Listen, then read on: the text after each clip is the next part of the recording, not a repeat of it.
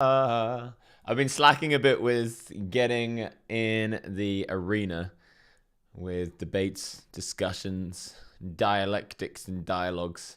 And I've noticed a little lack of sharpness. In fact, maybe not, but perhaps I'm anticipating a lack of sharpness when it comes to my articulative ability, my cognitive capacity when having conversations. So I want to get back in the mix. And also, I think it's healthy to have a relationship with one's audience where the audience has a chance to speak back and has a chance to say what they want to say. I'm just going to go grab a tea one sec. Hey, baby. Can you make me a tea? Okay. Thanks. Yeah. And that's me grabbing a tea. So it's nice being the provider of a household because we have a dynamic where je provide and elle housekeep. Hannah's so obsessed with the housewife life. She absolutely loves it. She loves being a mama. She loves being a wife. She loves cooking. She strategizes all the time about cleaning. Like whilst I'm sitting there strategizing about business and charity and things like this, Hannah has those thoughts, but she also has like a lot of intense thoughts about like, ooh, what can I do to make the house less cluttered or more organized? How can I make this more beautiful? What could we do with this? How can we bring in this kind of energy to the home? And that really helps me spiritually, helps me strengthen myself. Like the feng shui of a house is very important. Sup, Keaton, my friends. I'm gonna get the second thing going. So if you out there, yes, you, no, I'm talking to you, yes, exactly you, have any topic in which you believe that you and I would have a good discussion and preferably a debate. I do prefer it when we actually have disagreements. Now is the time to put your money where your mouth is, to put your cojones on the table, and let's have a fucking talk. Grabbing a tea means ask her to do it. Hell yeah. Your name's Charlie too. Welcome, my friend. Welcome, Charlie. I feel like I'm about 10 years away from being Charles. What do you think? Whether you think Slingtown, you're going to be a Charles one day. So, any topic under the sun, now is the time. I'm dropping the Zoom link in the public chat. And live on Twitch. Join and debate any topic you feel like we disagree on. Come let it out. And then twitch.tv/epiphany77. Fuck yeah. And now I'll do it on my Discord. Let's do that. Announcements. Hola, everyone. HTTPS. I'll just copy and paste that bit.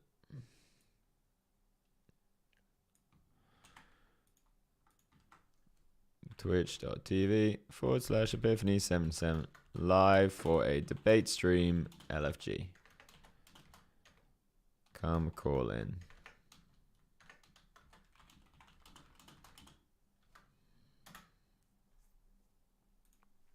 Do you believe that obsidian or other crystals actually help your poker game? Yeah. If anything, they look beautiful. And beautiful things help me get myself in a good mindset. But perhaps there is something specifically about crystals that have a certain type of frequency or energy or vibration, in the words of Tesla and Einstein, who are always talking about these frequencies and vibrations, and also every hippie in the world. Maybe there's something to it. Who knows? Well, some people know. Charlie, what cave have you been hiding in? Are you talking about my gorgeous beard? My very well-kept facial hair? Because I'll have you know, this don't come easy. This only comes with a lifetime of cultivating the divine masculine in oneself. This don't come easy. This only comes with never washing one's own hair with shampoo or conditioner. Yeah, I had to go through the grease and the grit to get to the point where I can have self-cleaning, beautiful Goldilocks. It turns out I'm just blonde, by the way. Like, look at fucking that. That ain't the camera being weird. That is bleached blonde by the sun hair. So it turns out I'm just a fucking blondie. Who would have thought? I always thought I was brown. Did we keep delay on for debate stream? I did remember to take it off. Thank you for asking. Did remember to take that off. So if you out there, brave listener and viewer, in fact, if you want to get in quickly, I'm currently caffeine deficient, and my brain will be working way slower than it normally would, which means it'll probably only be like 6 to 7 times faster than yours.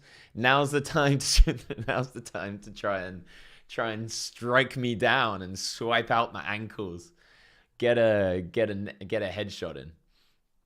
If there's anything in the world that you feel like I'm just talking shit on, you know, we could be talking poker, we could be talking controversial conspiracies, we could be talking COVID, and we have our first Epiphany Poker debate debut.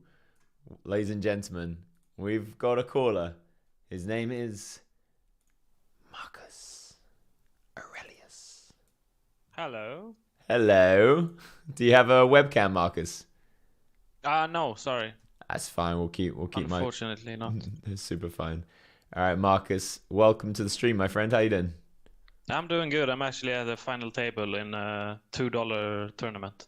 Well, fuck, don't let me take away from the $2 EV. What's up top? Let's see here. First place was like 75, I think. Fuck yeah. Yeah, $75. Let's fucking go. So it's probably a couple of hundred entrants. Maybe like 500. No, actually it wasn't that many. 200. 200. I was right first time. Okay. Fuck yeah. So it's pretty, 6 max. Pretty top heavy. Yeah. All right. So that's actually quite fun. All right. Well, Marcus, what are we disagreeing on today? You've obviously taken some time out of your tournament to disagree. It must be an important one. Actually, not very much. I don't think we disagree on many things. I recently just opened up your stream, saw the link. I'm 1234 Mackan. I just said hello. Oh, what's up, brother? So I just thought like, well, your link was here. Last time you put someone on, it was funny. It was. I do love having random people on. But this is a debate stream, so if there's anything that you can think of that we might disagree on, now's the time. I think the live. That's actually a question for you more than the debate. But I think getting into live poker, it's quite expensive. Very wise to go with a question instead of a debate. When you're playing a $2 tournament, yeah. Yeah, it can be quite expensive. I remember when I first started playing live, I probably had like 2K to my name, and playing like £100 buy-in was tough. You know, it was a pretty scary thing. Maybe I had more than 2K, but you know, it ain't easy to get in. You probably need around £2,000 to go play a 1-1 at a casino. But that being said, you don't need that many buy-ins in comparison to if you're playing online cash. So it's pretty low variance if you're good at poker. Well, now there is a discussion because I'm at that stage right now. But I mean, I have an apartment to pay. I have a child on the way. Wow, I mean, congratulations. Thank you. You better win that fucking $75, bro. Yeah. Children are expensive. Yeah. I've heard this. No, but this is kind of the debate because I've only been playing for like a year and a half. Yeah. And I mean, like if you go by like your work salary and you have to put away money for poker, I don't think there's a lot of people that can put away the amount to start playing live, because I enjoy playing live a lot more than you shouldn't do that either. You should grind up a bankroll online. You know, you don't have to. I know a lot of people that just have the money and just jump in, but I think most people, you know, if you want to be a profitable player, you want to be able to prove that you can beat the $2 tournaments before you can jump in the. I mean, if you can beat a $5 cash game online, you can beat the 1-1 at a local casino, the $100 cash game at a casino. Yeah. But you want to be able to prove it over a large sample, and to do that, you're going to make some money.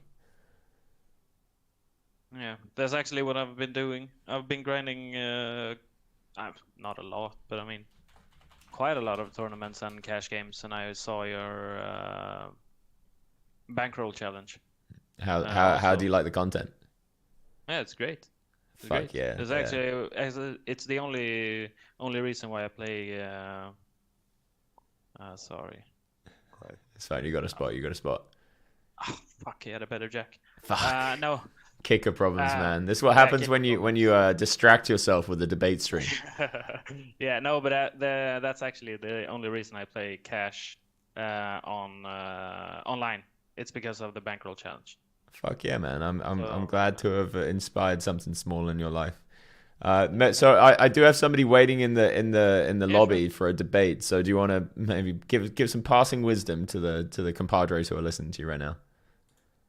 Always go all in with ace king preflop. Thank Always go all in with ace king preflop. Well, you didn't hear that from me, but you heard it here first, ladies and gentlemen. All right, Good talking to you. thank you, brother. Please call back when you have the time. Yeah, sure. Cool. Peace. Peace. I love people. I love these streams. Ladies and gentlemen, boys and girls, making his Epiphany Poker debate debut. Let me try and 1 second. How do I make this a... How do I make... Oh, view? Thank you, baby. Okay. Love you. Not talking to you there, Henry. I do love you, but not in that tone. No problem. All right, what's up, brother? Have we talked before? I don't think so. Fuck yeah, all right. Well, welcome and nice to meet you. Nice to meet you too, man. I can't see you. No, you'll have can you have to just imagine me. I'll Here. get the stream back. Cool. That's out of time. That's gonna trip me up. Yeah, it'll be Right. really fucking weird. I'm not sure if you still have this take, but I was watching these debates and discussions quite a while ago. Oh, I still have it. I haven't changed my mind on anything ever. So I was just right all the time. So that's fine. So I'm 23 now, and when I was 18, I got really interested in trying psychedelics. Me too, man. Me too. I never tried them until last October. I tried acid, and I thought it was shit. What? How do you think it was shit? I did it with not the best people. Oh, okay. They Well, were- you it were was shit. the The kind acid of- was fine. Yeah, it was kind of the people who would try to freak everyone out because they had experience doing it. Oh, that sucks. But yeah, and then I met someone on a night out who sold mushrooms. So I was like, "Fuck yeah, I'll try this." This I guy bought some of him. sounds like a trustworthy gentleman. That's... Oh, I knew him from work. Oh, but okay, I hadn't okay, actually yeah. like met him yet. Okay. And then I decided to buy them. I tried them on my own. Went for a walk in the forest. I'd walk 3 or 4 grams. Ate them. Dry or wet? Yeah, dried. You went 3 or 4 grams dry in a forest as your first time tripping on mushrooms? Yeah, You fucking insane person. it was great. Okay, good. It was great. Okay, good. Yeah. Yeah. It relieved a lot of my anxiety, if I'm honest. That's fantastic. Yeah, that's what psychedelics often did to me. Yeah. So what do you feel like we may disagree with? Because you just recommended not to anyone to try them, and I kind of feel the exact opposite. Yeah, I think everyone should try it. I used to feel the exact opposite when how old are you? 23 now. Yeah, I used to feel the exact opposite when I was 23, and I'd probably had maybe like 60 experiences with psychedelics by then. Maybe more, maybe less, I don't know, maybe fewer. But I had by and large extraordinarily positive experiences. I had learned things about myself. I discovered things about the universe and other people and dynamics and relationships and all of these things. I had cured my depression. Not that I think it was clinical, but if I was heartbroken or something, I would often go to LSD and just fucking work stuff out. That being said, I've since then become wiser. I've grown a beard. Okay. And you can tell I've become wiser from my face. My fluffy visage tells me the experiences that I have, and it is.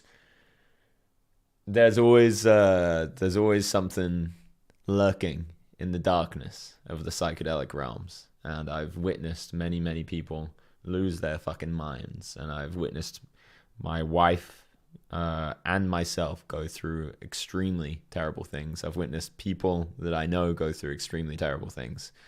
And it isn't just psychological things, it's metaphysical. And metaphysical in a way that the modern scientists wouldn't be able to describe. So I've seen you tweet a lot about that stuff, and I tried to do a bit of research, but I honestly couldn't really find much. I feel like my researching was pretty poor on that's that. all right. Most people. Here's how the conversations around metaphysics go. I go, there's proof for metaphysics, and people go, no, there's not. And I go, what kind of proof do you want? And they're like, scientific literature, peer-reviewed studies. And I'm like, okay, here's some studies. And crickets. There's never any reply. Nobody actually wants to see studies. Nobody actually wants to read scientific literature. Nobody actually wants to research. They just love to parrot behind the idea of like, I've done. So kudos for actually trying. I'm completely open to it. I don't like. I see the tweets. I don't like go, oh, that's full of shit. I go, oh, I'd like to see something, and I haven't been able to. I'm gonna type in the Twitch chat now a book that I've also posted in Twitter, so you might have already seen it. That people can read if they're interested in learning the beginnings of the metaphysical realms and the scientific literature behind it. It's called Real Magic by Dean Radin. And I interviewed him on my YouTube. But anyway, he doesn't know fucking anything. You know, he's a scientist that comes from a modern science background. He understands like the depths in which modern science can understand it at the moment, but he really doesn't understand much about the metaphysical realm. I've met people who really fucking can, and who have it's their job, it's their life, it's their path, and people who have done things in front of my eyes that I thought was impossible. I've been on adventures, and I'm completely sober when these things are happening. Most of the time, anyway. And these people they've taught me things. In fact, some cases officially been my teacher, and taught me things about what happens when people use psychedelics. And it's just the argument that I would present is, first of all, I'm never going to tell people definitely don't do psychedelics with the intention of that everybody that listens to me won't do psychedelics. But what I am going to say is don't do psychedelics, but I understand that some people still will. But I want to add some layer of friction between them and their decision, because I've seen the damage that it can cause. But if you really feel it's right for you in that moment, then fucking good luck, my friend. Well, because it was one of those things. It was literally like 5 years in the making of thinking about it, having a couple of opportunities and going, I don't think I'm in a good place to do them, especially like life was not great for a while, and then just now I had like a counselor that was trying to get me to go see my GP to start getting put on antidepressants, and I was like, right, fuck that, I'm gonna try something now. And I went, it sounds like a good decision. Contacting the guy for the shrooms, and just I don't know, I came out the trip and I decided, well, I didn't decide, but I started realizing that I should probably try to love myself, which I don't think I've ever done. So it was like just it sounds very basic when you say it out loud, but that's a very profound realization. I don't, it sounds really cringe to say it. Like when I was talking, like, I should just love myself. I should just accept myself. Give myself a hug every morning. But it's like, no, actually, the vast majority of people that are listening to my voice right now don't love themselves, don't know how to love themselves, don't know what it feels like to love themselves. And to do that is a huge step in the right direction. I don't think I do yet, but it was just like, I was like, oh wait, shit, I should probably try to do that. And then started taking steps to sort of do that. What steps are you taking? I've stopped smoking. Let's go. Congrats, man. I've picked running back up. I did a marathon in April, and I as soon as I finished, I started smoking again and drinking. Every day. Tick, health done. So I've started all that again. Gone up to the gym and stopped. What have I stopped? Not drinking completely, but stopped drinking every day, because that was not great. I've heard drinking every day can suck. Yeah, good and job. Actually talking about my feelings. That's a big one. With people that are welcoming your feelings. With family, with family, and with a girl I've recently started seeing. Let's go. What's she like? Tell me about the girl. She's lovely. She's beautiful, sporty, fun, way out of my league. It's great. That's the way to do it, my friend. That's how I fucking did it. Just try not to tie your self-worth into that woman, all right? Oh yeah, of course. I did that before. My last relationship was like 5 years. Ended horribly. All the friends I thought we had were not my friends. They were just her friends. God damn it. Friends by proxy. Yeah, it was terrible. It was terrible. Yeah. Well, at least you didn't have a kid. Yeah, no, good. True. Yeah. True. Almost, not gonna lie. I don't doubt that. So yeah, that's fantastic. Are you doing any kind of like meditations or anything like that? I've recently started Wim Hof. Nice. That's guided breathing. That's a big one. I went to a festival that he was at a couple of days ago. He was Oh, there. did you? Yeah, I went to Russell Brand's festival. Oh wow, that'd be sick. It was really My cool. mum wanted to pay for a Wim Hof retreat with me in Spain. A couple of weeks. It was like would have been start of July, I think it was. Yeah. Like a little 5-day retreat, but we ended up not going. Do you do like the ice baths and stuff as well? I've just started doing. Well, I don't have one, but I've started turning the shower as cold as it goes. That's a good start. Honestly, for me, cold showers are harder than ice baths. Yeah, I have to do it really gradually. Like, you pussy. Pussy. If I do it instantly, I just jump back. I can't not just jump back. So I like start like a 5-minute song or a 10-minute song. Dude, that's exactly how I started it. That's great. So you turn it down, and then like right when the song ends, that's when I'll turn it. Like I can't get out.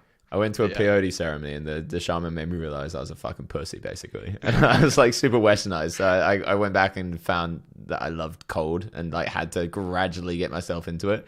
And I used to play something like Imagine Dragons, like a song that's like 3 minutes long, and just fucking. Yeah. Now I can sit in an ice bath for fucking ages and just chill out. I can imagine. Yeah, it does get easier. Well, even after like the first 2 or 3 days of the cold shower, it was getting easier and easier to do it for longer. But yeah. Somebody asked a question before I wanted to answer. I just forgot what it was. I'm just gonna scroll up a second. Oh yeah, somebody asked if I've ever witnessed geometrical even grid patterns across my visual spectrum, not as a 2D plane, but projecting into 3D, like points highlighting the corners of a cube within infinite cubes stretching across everything. Yes. And also whilst meditating. So, a lot of this sacred geometry will come to you through psychedelics, but anything you see on psychedelics, you can also find through meditation. It just takes a lot longer. I have my eyes closed whenever I meditate. Would you be open to trying any kind of new self-love meditations? Yeah. Let me see what I think would be suited for you. Let me tap into your energy quickly. I think for you, singing or dancing would be fantastic because it feels like you probably don't do much of that. I don't do much dancing, no. I sing all the time for myself. Do you? Do you sing? Do you sing in groups of people? No. I will never sing near anyone. That's not the attitude. Dancing is terrible. I hate to be smashed. Where do you live? Nottingham, England. Here's what I think you should do. I think you should go on YouTube and find some kind of singing thing that you like to do that's like a meditation. I do mantra, but maybe you won't be into mantra. Like there's a really cool thing called 21 Day Mantra Challenge or something like that. That's how I got into mantra. Or find something that's like a dancing thing that's like a spiritual release, maybe like a shaking meditation, something physical that gets you inside of your body, because it's very easy, as I'm sure you know, to get stuck inside of your head a lot. And a lot of self-love, you need to get inside your body so you can feel what's blocking you from loving yourself. Yeah. Well, that's what I don't really understand. Like, as soon as being on the mushrooms, it was like instant conscience was just in a different place, and it just became so obvious and so clear instantly. Of just like things that were just not right. I don't really know how to explain that at all. I remember once I was on mushrooms and I was with a group of friends, and I was in Amsterdam and I was in the shower, not with them, by myself. And I was getting these visuals, and I wasn't a very visual person back then. And I was getting these intense visuals of all of the different friends, and how some of them had like a little plus over their head and some of them had a little minus over their head. And how when I was with with the plus ones, all of us just resonated together and created this kind of standing wave, this like real big boom of positive energy. And as soon as one negative was in there, it just ruined it, and I was shown it in kind of like a geometric way. And it's just like simple things like that I wouldn't have got by myself because I wasn't emotionally intelligent back then, it's all a spectrum, whatever. But sometimes psychedelics can be very, very good. And again, I recommend people at home don't do them because the dangers are unbelievable. You wouldn't imagine it, even if it doesn't happen that often. And the damages, unless you can heal yourself metaphysically, unless you know your fucking chakra meditations and you know how to fucking heal your aura, you probably don't know what to do. And trust me on that one. Yeah, even if you just want to talk through a psychological lens, they can be very damaging. But anyway, psychedelics can be extremely good for just pointing out, like you said, the obvious. Yeah. Hell yeah. Doesn't sound like we disagree too much, although I maybe you just I think I just took away. I think you specifically recommended people not to use them a few months ago, and I still recommend that. But it's always with the knowledge that people will use them, and people should trust their heart more than they trust some hippie on the internet. Yeah, well, that goes without saying, I think. Yeah. All right. Do we have any other disagreements? I do have somebody in the lobby. I don't think so, no. Wow, you guys agreeing with me a lot these days, huh? I put out a lot of wild opinions out there on the internet. You really agree with me on that? Well, fair enough. I'm trying to think of some... Nah, nothing. I don't think I agree. All right, beautiful. Well, please call back. I love your energy, dude. I shall do. Love you too, man. Peace, Henry. See you later. Au revoir. Ciao. Ladies and gentlemen, making his or her Epiphany Poker debate debut. And give it up for Henry in the chat, by the way. Give some love. Maybe you were the one agreeing with us. That's funny. Making his Epiphany Poker debate debut, we have Van. Hey, how you doing? It's good to talk with you. Hello, my American / maybe Canadian, but probably American compadre. Yes, American, but I'm currently in Germany. Oh, well, I was about to say good morning, but I guess guten afternoon. Guten Tag. I don't know if we'll disagree too much, but I figured I'd press some hot button topics. You're a self-admitted hippie that you stated earlier.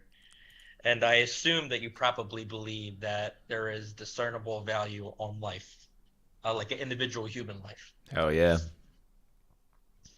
And I wanted to argue that there isn't discernible value on human life. Are we going nihilist? Are we going like negative utilitarian? What's going on here? Well, I think I want to try to approach the concept academically. In a sense, I can just start off. We're both poker players, so we probably enjoy our statistics. If you look at the population of the world, there's around 9 billion. I'm assuming, and statistically speaking, your individual human life is 0.901%. Mathematically, statistically meaningless on a mathematical sense of scale. And I don't know if you know who Neil Tyson deGrasse is. He's an astrophysicist. Yeah. He's unbearable. And yes, he goes to state that there's three truths. There are definitive truths, which is such as like 2 + 2 = 4. There is personal truths, such as religion, things that you believe to be true, but not necessarily true to the world. And then there are political truths, such as propaganda and things that are propagated by mainstream media. Sounds like a couple of those aren't true. No, you don't think so? How come? Well, I mean, I could have a religion that's nonsensical and comes from my own delusions. I wouldn't call that my truth. I just call that my belief. Well, yeah, that's what I'm saying. It falls under personal truths, things that are true to you, but not necessarily true to everyone else around you. Usually belief, religion, things that can't necessarily be definitively proven through the means of science or a black and white type stance will fall under the personal truth category. Let me sit out of my tables. I'm currently playing board tables right now. What is it with everyone calling with grinds? What are you playing? I'm just playing some tournaments on ACR. I mean, fair enough. Setting out tournaments is a strong move. Yeah, but yeah, that's all right. I recently was in the Grip stream a few days ago, and they gave away 10% reload bonus. So I went ahead and put 1,000 on. I got a free 100 to mess around with. So Shout out to Grips. yeah. So what are your thoughts on life, and why is it valuable? All right, so let's define what we mean by valuable. Sure. Now, I don't think that there is any intrinsic value to anything in the universe or whatever. I think value is created in the mind of humanity or in the mind of other beings. I think that without the conscious perception that we put upon the world, there's no value more or less in anything, in a tree or a stone or whatever else. However, given that we create value and this value hierarchy, and that this is the game that we choose to play, the game of morality and ethics, then we have to then abide by the laws of those games that we're creating. So if I'm playing the human game and I'm trying to be like, okay, I want to be a moral person, I want to be a good person because I believe this is the most optimal way to play this game that I'm playing. That is how I create my moral code. And within that, there are certain rules to the game, you know, like killing people, cold-blooded murder, bad, you know, being grateful, good. I think we're that I don't mean to cut you off. I'm sorry about No, that, no, but please. I just wanted to touch on that topic. As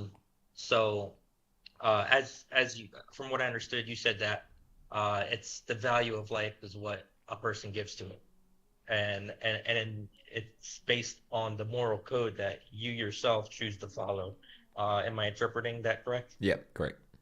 In So in the same way that, you know, poker chips only have value if you care if you're going to win the chips.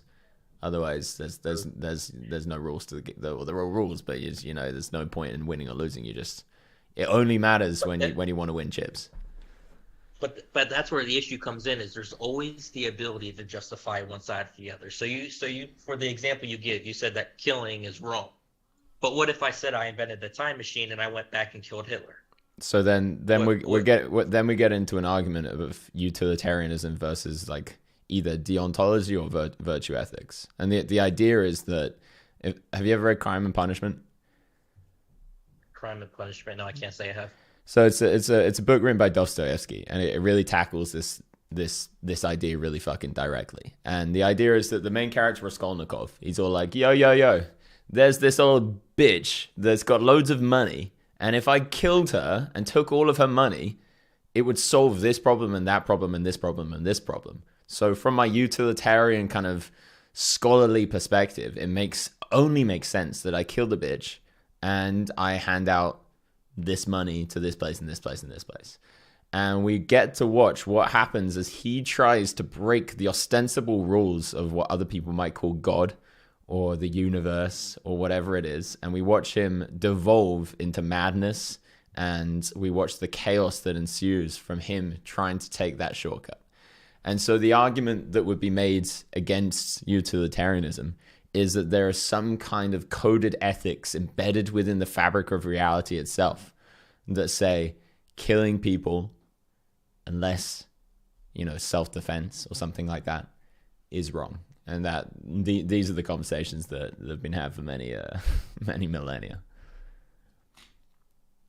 Yeah, I mean, I personally agree with you on that concept, where killing someone is wrong unless, you know, I created a time machine and went back and killed Hitler, but only because I'm in Germany right now. That's the only like primary evil person I could think of right now. I would even push back on that and say that unless in very specific circumstances, like killing him in cold blood, like as a baby, let's say baby Hitler, I would say that would be a wrong thing to do. But you know he's going to grow up to kill tens of thousands of innocent millions, yeah. Jewish, Like millions 6 of million Jewish and African American innocent. So is he truly innocent if you know their future? Yeah, that would be an argument that I would make. Yeah, I would say that it's not in our right to try and play the role of God and say that we can dictate who is worthy of life and death, and we can dictate who is worthy of kindness or cruelty. And I don't think that necessarily falls under God. I think, in a sense, it falls under. I mean, I know people will say it's anti-hero, but you can look at like what is articulated in a lot of like what our heroes used to be. Like Batman, if you read his old comics, he used to, instead of putting Joker in prison so he can escape and kill a bunch more people later, he would originally just kill him. Same with like the Punisher and the Green Arrow and a lot of other people we look up to as so-called heroes. And I think there is a morality aspect that falls under that concept, that if you have the ability to do something, you should. If you have the ability to stop a crime that's happening, you have an ability to prevent the possibility of statistical evil, then you should, despite what might be interpreted as being the judge, jury, and executioner. It's a fair argument. It's a fair argument, and I completely I empathize with it and I sympathize with it. But I would push back very strongly and say that what we want to do is be the best version of a human that we possibly can. And now imagine two different worlds. Imagine a world where everybody is trying to play judge, jury, and executioner, trying to be the hero and trying to decide who's worthy of life and death, and their egos are getting in the way. They're trying to, judge who's right, who's wrong, and perhaps they're biased because of their own set of beliefs. A whole world of people like that versus a whole world of people that have decided not to hurt, not to kill, and not to take life from somebody else. Now, I completely empathize with the idea from a utilitarian perspective that killing baby Hitler seems like a slam dunk. Like I get that, But I would say that we can look deeper than that, and we can find within the fabric of reality certain rules and codes that if we uphold to no end, so with no limitations, unless in very specific circumstances of like self-defense, then it is we're going to be heading towards, and we'll be a fine example of beings that will do great things.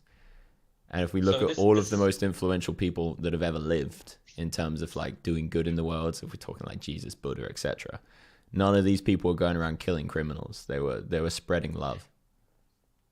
So this is where I'm going to disagree with you on that aspect, where I think killing is necessary. Because have you ever read, I'm having a brain fart right now, but there's a book that goes to state that nothing exists without its opposites. So good doesn't exist without bad, and bad vice versa doesn't exist without good. Because if only good existed, then we wouldn't have something to compare it to, and we wouldn't have something that would, because we only know how good is because we know how bad feels. I agree, but I don't think that we need to embody and express the bad. So like within all of us, there's I'm sorry to go to fucking Russian literature again, but there's an idea there's a quote from Solzhenitsyn, and he says something like the line between good and evil falls between the hearts of all men, something along those lines. And the idea is that within all of us is the capacity to do good and the capacity to do evil. And he doesn't just say, he's saying explicitly whilst he's in the fucking Russian gulags, yo, there ain't evil people and good people. Even though these people are torturing us and, oppressing us and all of these terrible things, they're not evil people. They're just choosing to express the evil which is inside all of us. And so I think that we can exist in a world where we all have the capacity to do evil, but we're all choosing to embody the good and embody the light. You don't believe in actual balance. I think balance in the world, yin and yang, good and bad and good, bad exists, good exists, and there's good in each of it. And bad and good must exist in order for for the world. No, of course not. Because in this moment, I have a decision whether I want to kick my daughter or not kick my daughter, and I'm going to choose not to kick my daughter. But if I kicked my daughter, it's not like good would flourish in the world somewhere else. It's not like the universe just balances itself out. It's like, no, you've just done something bad. No, but somewhere in the universe, a person is kicking their daughter. Right, but me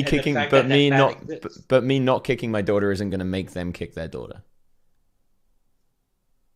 You don't have any discernible proof for that, though. The burden of proof is not on me for that one, bro. If you think there's some kind of like cosmic quantum entanglement between me not kicking my daughter and somebody else kicking their daughter, then the burden of proof's on you. So you quoted Russian literature lately, and I'm actually in the U.S. Army. I'm currently stationed in Germany over here, obviously for the just in case World War III kicks off because of the Ukraine and Russia conflict right now. Now it's very possible that I may need to go on war and kill because I'm ordered to, right? Not because in that situation there will be self-defense, because if I don't kill, I will be killed. But the reason for the killing is because somebody sitting in a nice comfy office orders it. There's the conflict is caused by choice because there's an entity out there that is harming individuals, and it takes a more powerful entity that believes in what they're doing is good. So, for instance, in the Gutenberg Bible, they said that thou shalt not kill, period. That's all said. Then in the rewrite in the King James Bible, it turned into thou shalt not kill unless in times of war. So over time, this whole concept of morality, good and bad, has been manipulated and adjusted to fit man's, own, motivations and manipulations. So I guess what I'm trying to articulate is that evil will always exist, no matter how much we want good to exist and only good to exist. And there must be balance in the world, no matter what. So are you making the argument that we can't make the world a better place? Yes, because there must be balance. I'm making an argument that there'll always be someone who's evil. There'll always be a leader out there that wants to do harm to individuals based on religion and you beliefs. think it's like a direct 50-50 balance? Like there's nothing that I could do to make the world a better place, because if I do good, there'll be an equal and opposite reaction in the other direction. Yes. Where's your evidence for that? I mean, have you seen America? I've seen the world get better over time, and I've seen it get worse over time. Yeah, but look at the rise of America, right? Look at how fast it became a superpower, and now look how hard and fast it's fallen. And we understand the concept of variance. We're both poker players. We know if we have an extreme run of good variance of one direction, sooner or later, mathematically speaking, we're going to see a extreme run of bad variance, because so you don't think there's any world out there in the universe that has just managed to really spiritually evolve, has put like good people in positions of power and leadership, and has managed to create like healthcare for all of its citizens and all of these things, and everyone's just generally more healthy and happy? You don't think any world out there exists where they've managed to do that? No, because nature versus nurture has been undecided. There's always that argument on, is a person bad because of how they're raised or because of how they're born? So trillions and trillions of planets with living entities and beings on there. You don't think a single one has managed to outperform all the others? You think they're all exactly equal on goodness and... No, obviously, theoretically speaking, there may be beings that are just energy. It could be beings that only, they feed on bad energy, and because they feed on bad energy, the bad energy doesn't exist. Or they feed on balance, or there may be some metaphorical... Of course, I don't necessarily think that it's impossible that there's a world out there that is beautiful and well, there we go. What stops us from trying to turn Earth into that world? Because we have biological situations called the id and ego. And why would that prevent us from being able to do some good in the world? Like, what if I managed to create a charity that manages to create a huge dent in poverty or homelessness in the world? Like, Because does that not have like real world impacts? Sure, but there's also a group out there that created, such as like in India, an organization to con and take advantage of your charity or people that benefit from your charity.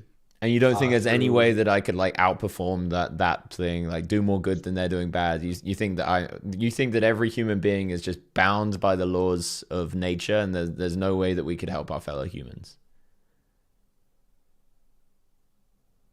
I think on a very small level, on a very not on a universal scale. I don't think one person can necessarily change the world, but I think one person. Yeah, fuck you, Jesus. Fuck you, Buddha. Fuck you, Martin Luther King. Fuck you, everybody else, Muhammad and whatever. Well, yeah, but you also got to look at that concept. Look at all the. You got to look at the balance of that. Does anybody worship Zeus or Odin anymore? A very small amount. These are gods that were once upon a time the masters of the world, and now they're almost dead. There are over 10,000 religions currently practiced in the world right now. That means whatever religion you are, you have a 0.0001% chance of actually practicing the right religion. The oldest recorded religion is Egyptian, Osiris and all that. And the newest religion is only 190 years old, 200 years old, which is Mormonism. Now, religions are going to come and go. What? Thousands of years from now, Jesus will be like Odin, Buddha will be like Zeus, and there'll be new religions. Zeus is like a mythological figure, and Jesus and Buddha are like well-documented human beings. Yeah, and like historical figures, Gandhi, like Martin Luther King, a real human being that just fucking walked the earth and did stuff. We're not talking religion here. With like religions formed around them, but they were just people that did good. Yeah, Odin too. Odin was also a real living person. So was the other Norse mythology gods. They were all real people who could bleed and were said to have special abilities. And in their time, they controlled the European world, and through the Vikings and all that. But you have to, look at the past and look at the present. There are thousands, tens of thousands of gods, just like, Jesus and Buddha, that are currently being practiced right now. All right, I'm gonna be direct. You're speaking in a way that has a lot of logical fallacies in it. You're painting a world that I've never heard anybody make the argument that we can't make the world a better place. I gave you quite a lot of space and time to be able to kind of articulate why you feel that may be the case.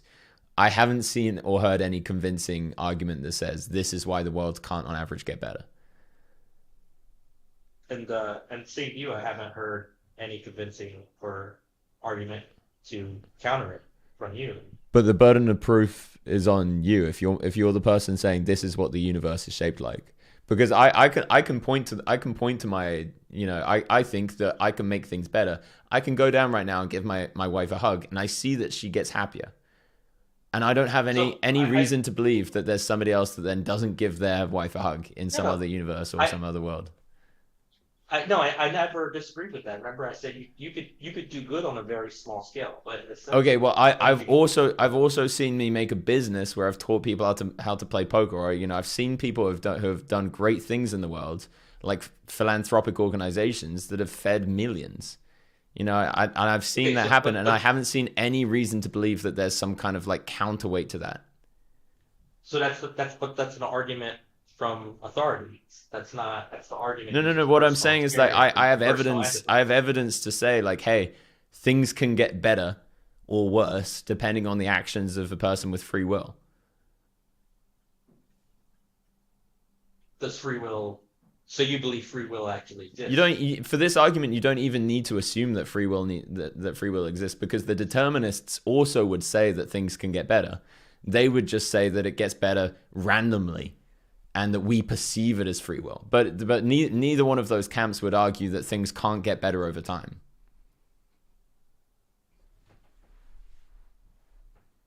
I don't know. To me, it just seems like the world is one big hamster wheel. It's times of peace and times of war. Perhaps And, perhaps that might be a rationalization that you give yourself to go do disastrously terrible things in war. Yep. And but that's the only way. That's the only way to be able to do the things you need to do in war is to Why do some type of you need to be going to war? What motivates you to go kill people? So we should let people like Russia or leaders like Putin to just kill a bunch of innocent Ukrainians and just say, whatever. We don't need to go to war. Do you think that just let them come in and kill a bunch of the people who are making the decisions for America to go to war with Russia in this proxy war, do you think they're making the decision from good intentions or from nefarious and selfish intentions? I think it all depends how you justify it. Right, but how do you think they're justifying? Do you think they're sitting in the room saying, how do we do the most good in the world? Or do you think they're sitting in a room saying, how do we make the most money and get the most power? Oh yeah, people don't do anything unless there's benefit behind it. But from a moral standpoint, there has been mass graves discovered with children and women, unarmed individuals who have just been plopped in middle of holes, hundreds of them, and they were killed and standing in front of a wall just because they were born in a different country. Yeah, and do you think that going to war is the solution for that? What other solution is there to stop evil? There's standing up against war and saying, I'm not going to partake in this. And if you genuinely want to take action, then you can become a political leader, or you can make a movement, or you can donate, you can make money and donate to the people that need to escape. Crime. No, you can't stop all criminals from committing crimes. And trust me, going to war isn't going to do that either. All you're going to do is try and fight fire with fire for the sake of somebody that just wants to make money out of your life and put your own life at risk and potentially do something that could cripple you emotionally and spiritually. So how would you stop a mass shooter then? If I'm in a position where a mass shooter comes in the door and he's about to fire at a bunch of people and I have a gun on me, hell yeah, I'm going to shoot that person. But what I'm not going to do is I'm not going to go around looking for mass shooters with my gun, hoping that, or like thinking that I might come across them. And what I'm not going to do is if somebody thought that they could make money out of me doing that and they could make a TV show or whatever selfish intentions they had, I would definitely not then go and try and play the vigilante. I would definitely not go and try and kill people. Politicians are going to politic. They're going to lie. They're going to benefit themselves. They're going to profit off killing people for sure. They're going to do their thing. But my point that I was making with, you willing to kill that mass shooter is the same point of that's why war is necessary, because evil exists. No matter how much you don't want it to, no matter how much evil sucks, no matter how much you wish the devil wasn't real, and you have God, you have the devil, and the point is that the devil exists, and the only way you can kill the devil is sometimes using his fire to kill him, so to speak. Wait, one second. There's a guy in the chat I want to invite on. He's saying that he's being a troll in the chat. I just want to say, Dizzy, if you want to come on and have a conversation, you're very welcome, my friends. You can assert yourself. Anyway, sorry, as you were, Van. And I just want to say, I agree with you in this sense. Evil exists, terrible things happen, and sometimes war is necessary. If we're standing on the defenses of our shores or our borders and people are trying to fucking kill us, then yeah, sometimes we've got to defend ourselves, and sometimes that means going out and attacking other things. But what I'm saying is the war that you're in currently has not been made with the intentions of defense or of even protecting Ukraine. It's been made by people who want to profit and want to keep the war machine going, as they did in Iraq under false pretenses, as they did in Afghanistan and Syria under false pretenses, and many other places. And this is just one other example where they've told you that there's a humanitarian crisis that you can only solve by going to war for them, that happens to just make them hundreds of billions or trillions of dollars. and the only way that you can make the world better is to put your life on the line and potentially kill other people who are doing the same. Yeah, but not all wars are justified or absolutely needed. But Hitler isn't the last evil person who's going to try to kill someone just because of the color of skin or the God they believe in. There are going to be more people like that, and war will always be necessary because there will be so the Stanford prison experiment. Mm-hmm. It's a good example. So the Stanford prison experiment showed that anytime a hierarchy exists, tyrannical aggression will manifest itself. This is human nature. The DOT experiment showed the same thing, in less extreme circumstances. It was a more of a, I don't think that's what they concluded, but I understand the concept. Yeah. So yeah, no. If you read the experiment, if they concluded based on a sample size of 1 or 2 that anytime any hierarchy exists, then these things are going to come to fruition, that is terrible science. That's not how science works. You can't make an assumption for all of these trillions of different possibilities based on this one experiment. So there is a concept called servant leadership, and that's where a lot of things go wrong. But if you look at society, look at the police, look at police brutality or people on the higher end of the hierarchy, you see countless examples of people falling to tyrannical aggression, falling victim to ego. Mm-hmm. And it doesn't necessarily mean they're a bad leader. It's human nature that anytime a hierarchy exists, to fall victim to tyrannical aggression. Not anytime. No, the idea is that there's a propensity within the human mind to go in that direction, and we have to overcome it. Yeah, and it takes, and unfortunately we're human and we make mistakes and we can't always overcome it. But and what they teach us here in the U.S. Army is because it is a hierarchy, and tyrannical aggression really can come down hard on the lower ranking individuals. And every 6 months we have to go through training to remind us of this fact. So when we start to feel that tyrannical aggression, we can recognize it and stop it in its tracks. And it takes regulatory training, so we're able to handle this, human, flaw. Here's my perspective. You're in a cult, and you've been brainwashed to believe that following orders and doing terrible things is a good thing. You've been brainwashed from birth to be in a country where nationalistic pride trumps all. And it's been conducted by people that like to profit off the lives of innocent people like you. I agree to a lot what you're saying, but there are some things that I disagree with, specifically the nationalistic. So there isn't one soldier here who wouldn't, if at any point the leaders currently in power attempted to infringe on the American Constitution, such as, the freedom of religion, the freedom of speech, the right to bear arms. If at any point that our leaders attempted to infringe on the rights that we were giving in the Constitution, those rights, the U.S. military, we all swear to protect the rights of the Constitution, to stand by it, and those who lead our country will become our enemy, and the military would turn on its own leaders and to replace them. That's the whole reason why we have the right to bear arms, is because our forefathers saw the ability that any time a hierarchy exists, that tyrannical aggression will manifest itself, and they wanted to stop things happening, such as what Hitler did and what other Kim Jong-un and other long-term tyrannical leaders.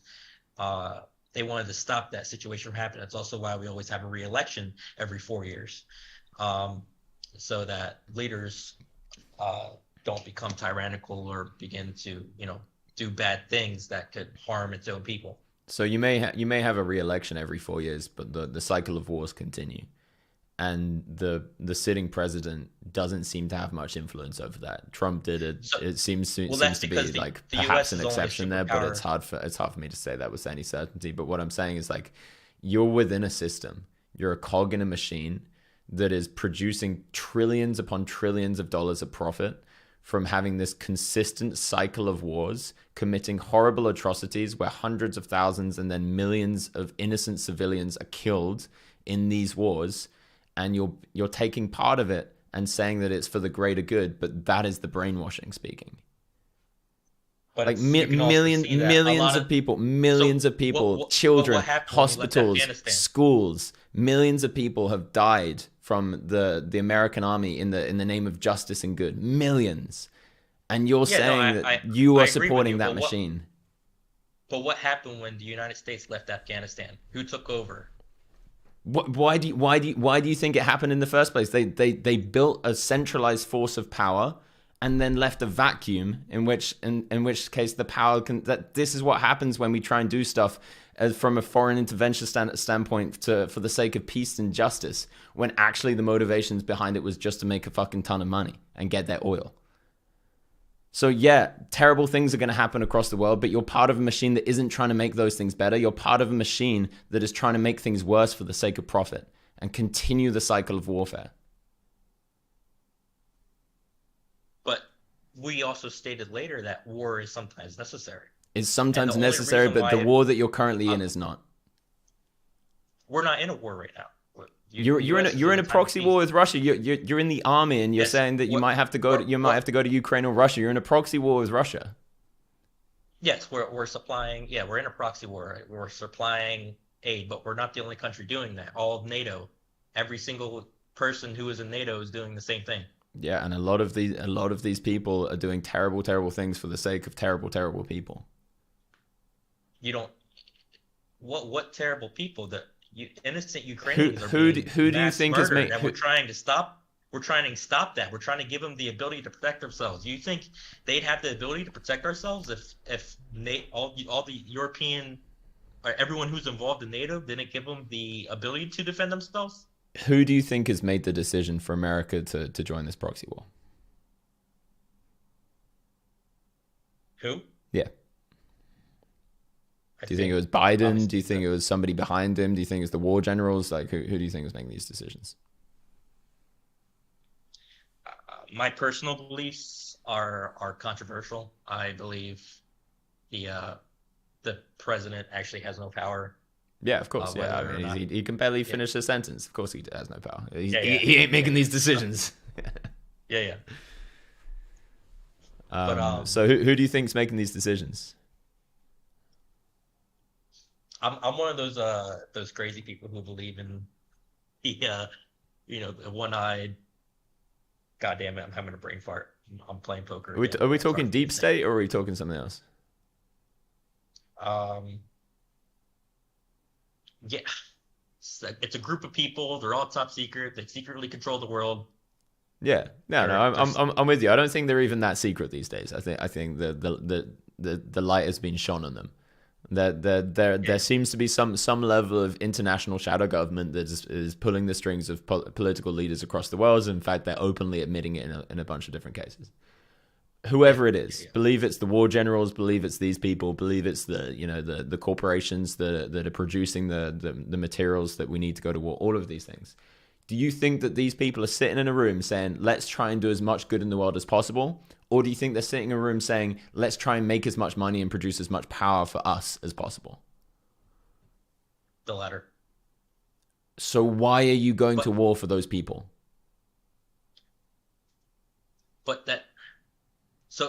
Just because two can simultaneously exist, it can be for bad motivations, but good can also be done at the same time. And you think that if you were to dedicate your life towards good, lokal samasta sukhi no bhavantu, may all my thoughts, words, and actions provide the joy and well-being to all beings in all the universes, you think the best thing you could possibly do with every single atom in your body is go to war? So here's an analogy I like to respond to.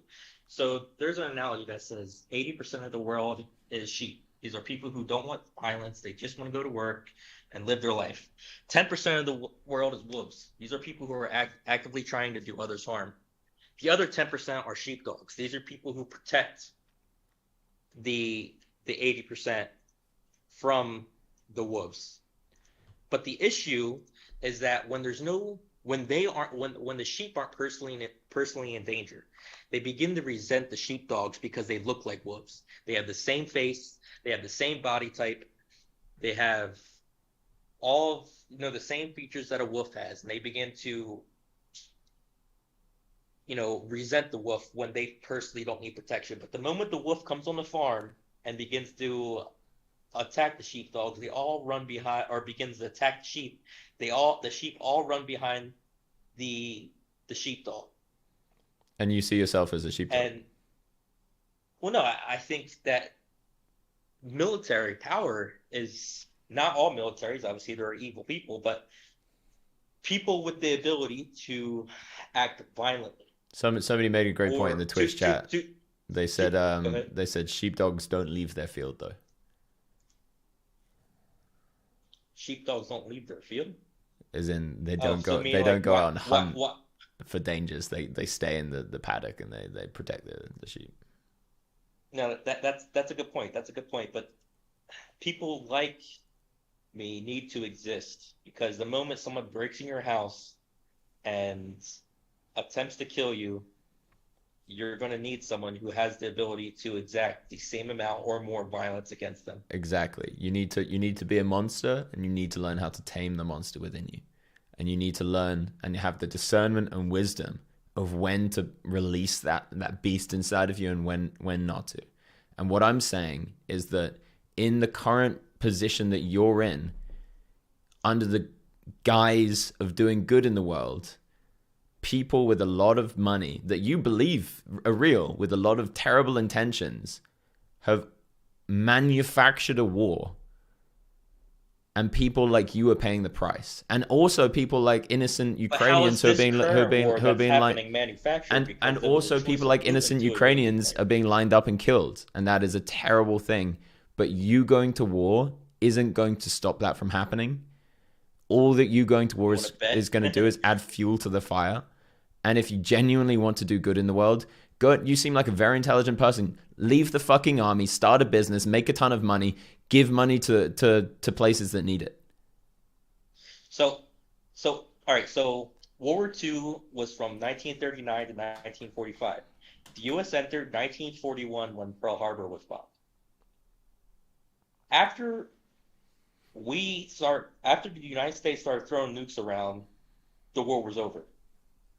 And same with World War I. World War I was from 1914 to 1918. The U.S. entered 1917. And 1 year later, World War I was over. The U.S. has stopped. The U.S. is back-to-back World War II winners. We have stopped two giant wars from continuing. We ended wars because of the amount strength. Military-wise, we are about 15 years ahead of any other country in military technology. And you narrowly escaped worldwide nuclear war. And again, I'm not saying that America going into World War II is a bad idea. I'm not saying that. But what I'm saying is that in the current state of how things are, there is a military industrial complex which profits trillions of dollars over years, trillions of dollars from people like you going to wars that every single time they justify. If you were we were having this conversation in 2001, you would be telling me that there are weapons of mass destruction in Iraq and that you have to go and find them, and you have to go and go to this war, because otherwise these weapons of mass destruction may come to the shores of the United Kingdom and United States. And you would have been wrong, because you would have been lied to by propaganda, militaristic propaganda. And Right, how so many innocent people died in Iraq? A lot. Yeah, I don't know the number. Somebody can tell me in the chat. Yeah. How many? I don't know either, And then we look at Afghanistan. Was there good reason to go to Afghanistan? No. Syria? No. All of these different. Okay, there are many that I can't name because I'm not. Do you believe women should be free?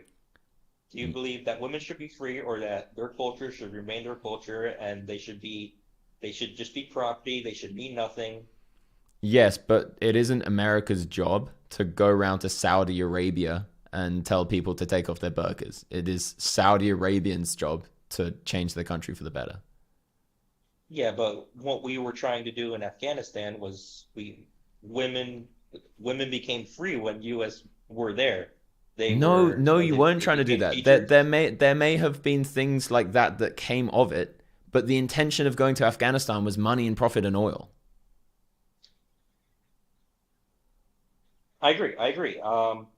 I think So you're a pawn. You're a pawn in the game of in some rich guy's chess game, and they're willing to sacrifice you at any given moment. And there may be No, good things I that agree. come out of the chess game. There may be good. There may be good things. You might end up saving somebody's life. You may end up like fucking stopping a school from being blown up. But you're still going into a war that has been created by people with terrible intentions. And you are absolutely certain by the sounds of it that the best thing that you could be doing with your life is going into this war. And to me, that sounds like somebody that's been brainwashed.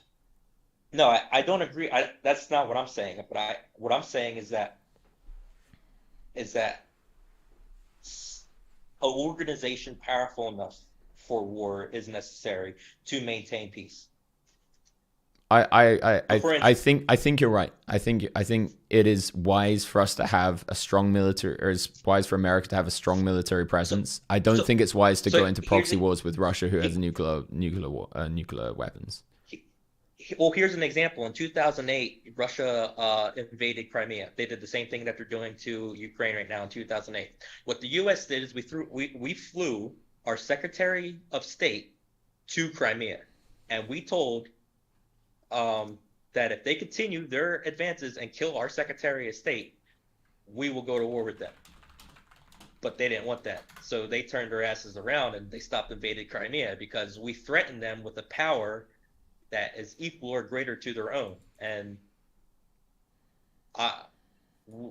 that amount of violence was enough to stop what was happening, was enough to stop what's happening in Ukraine right now happening to Crimea. And that's why I say that evil, you don't send a saint after a sinner. You don't send a good person after a bad person. You send an even worse person after a bad person to stop them. Does that make sense? I understand what you're saying.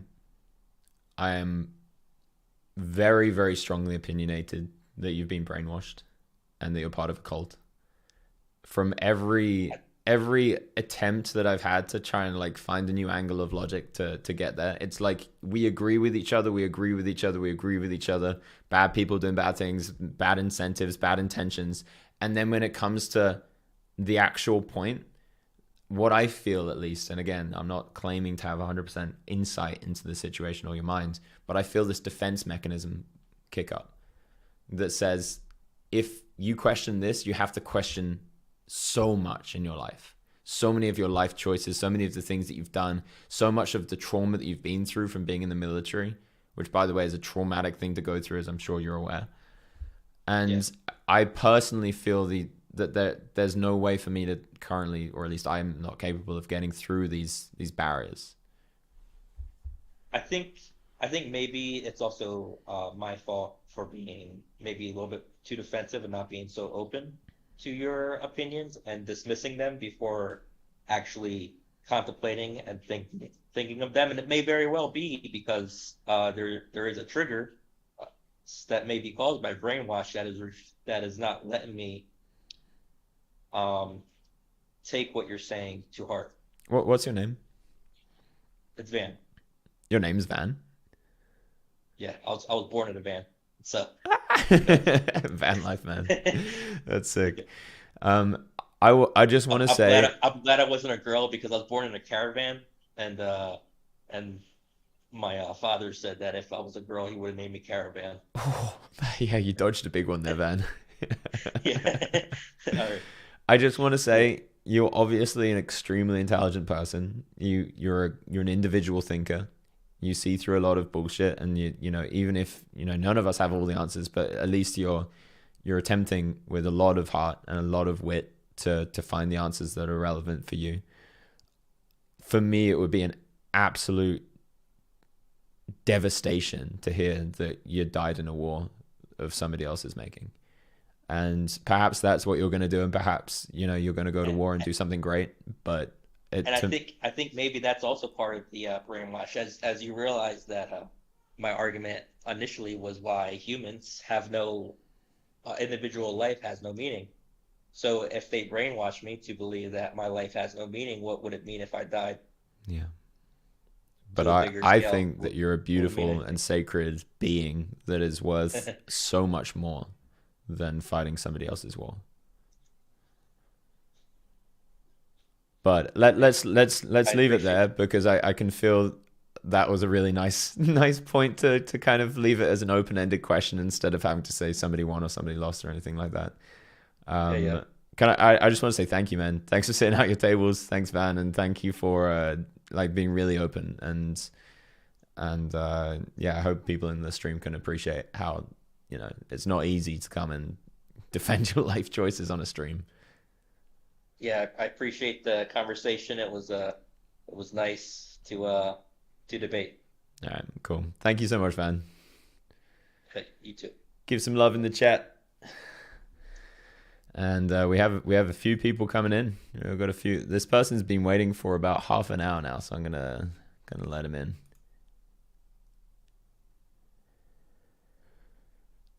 Ladies and gentlemen, I'm just gonna take a quick breath as Nick Medland makes his Epiphany Poker debate debut and introduce himself.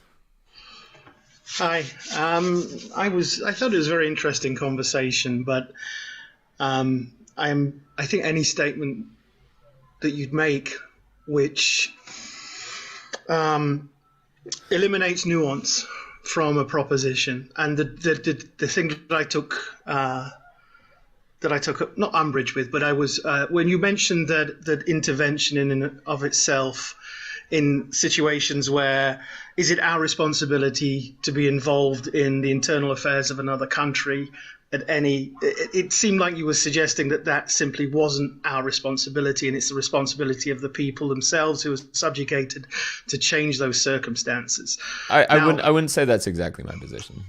Okay, I sense that it probably wasn't as fixed as that, because yeah, you know, in the last 20 to 30 years, the idea of intervention has become not necessarily corrupted, but it does seem to have a far too strongly political dimension rather than a humanitarian one. Mm-hmm.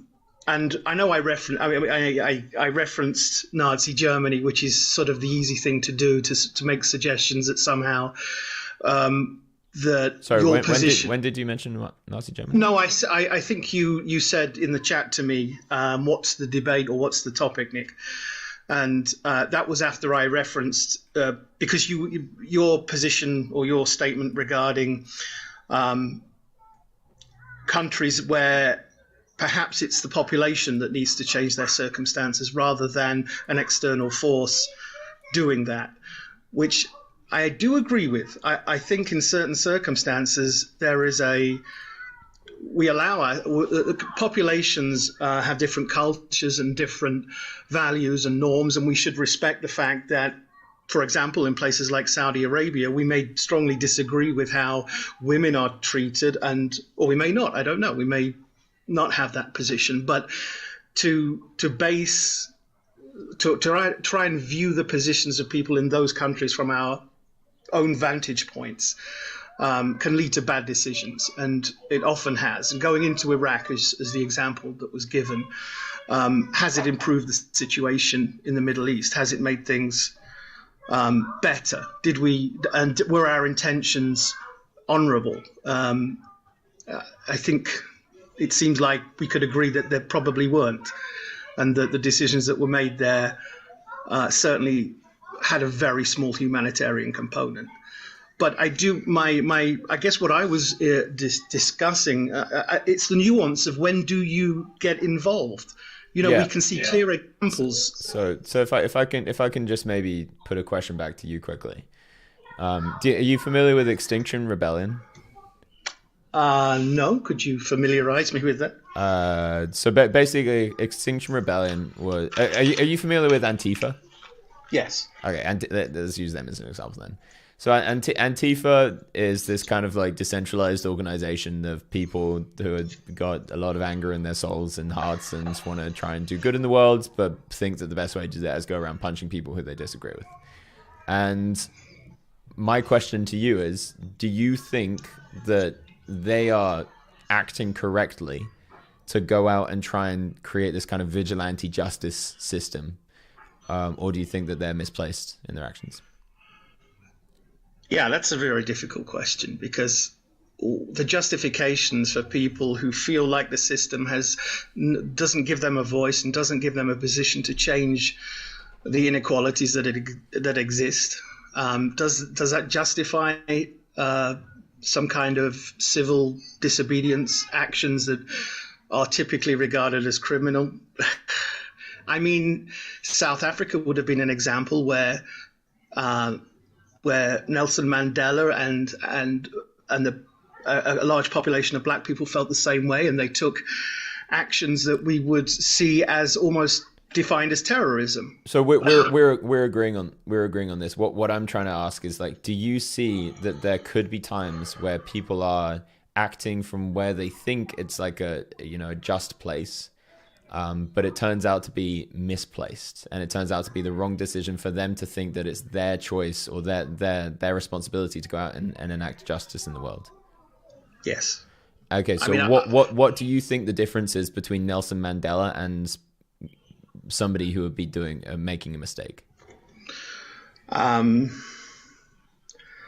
think the difference is one of power differentials, in that if your position in life is to be voiceless and to feel like there's no other alternative in order to reach a degree of equality other than to take up arms or to rebel or to do something in the name of that equality, then I think it's justified.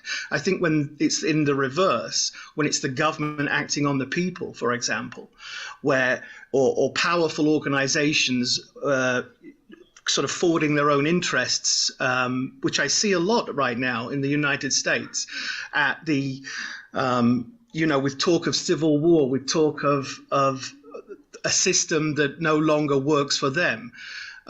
It gets a little trickier for me to try and, again, there's so much detail and nuance in any situation like that. I don't think you can make a statement that definitively says, yes, when this happens, it's justified, and unless this happens, it's not justified. I hear you. So when I look at Antifa, and I look at the choices that they make to try and enact vigilante justice in the world, I see horrendous disorganization, incompetence, and bad intentions. I see people that are angry and hurt, and instead of acting from a place of love or compassion or justice or honorability, they're acting from that trauma that they have inflicted on them. And I'm not saying that it's, I empathize with people that feel powerless or feel like they need to speak for the powerless. But what I would say is the difference between them and Nelson Mandela, or them and Martin Luther King, is that Nelson Mandela and Martin Luther King were composed, competent, and had their own lives in order. Maybe not perfectly. They don't need to be fucking enlightened, but enough so that they could think clearly and think from a place of love instead of thinking from a place of hate or cruelty or being just purely incompetent.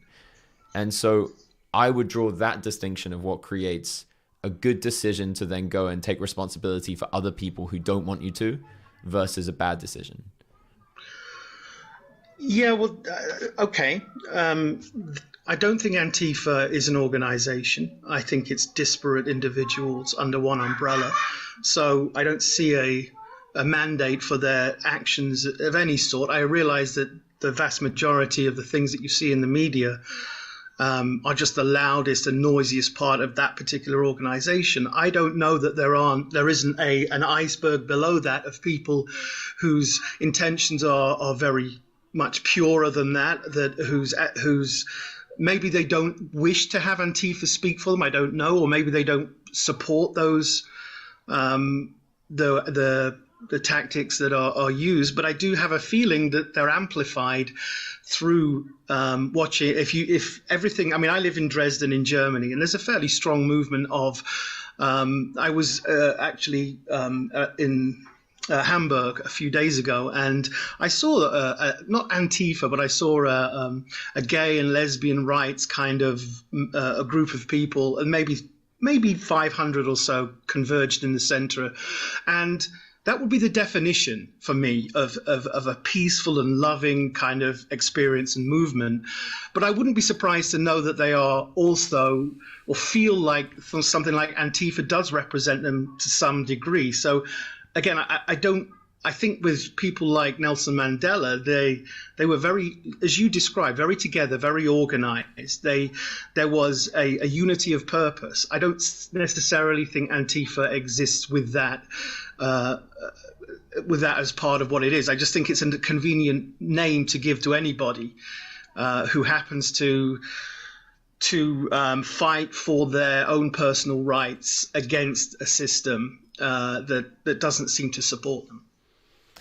Okay, so we could talk about Antifa for a long time, I'm sure, but I was just using them as a hopeful example that we would agree that there, let's say at least certain people within Antifa are acting unjustly with bad intentions. Sure. And what I would say is the difference between them and MLK or Nelson Mandela or whoever else, Gandhi, is that they have these bad intentions, they have the incompetence, they don't have the leadership abilities or the moral compass to be able to create good in the world.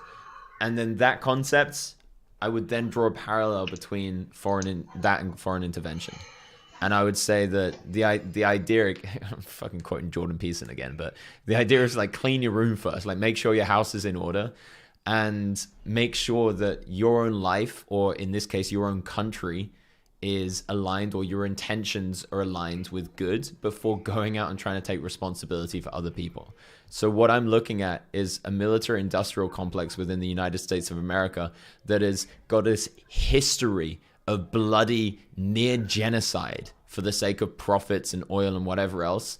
And I don't think that they have the history and the competence and the honorability to be able to say that they are the world's police force. Yeah, it sounds like a very dangerous term in and of itself, the notion of that.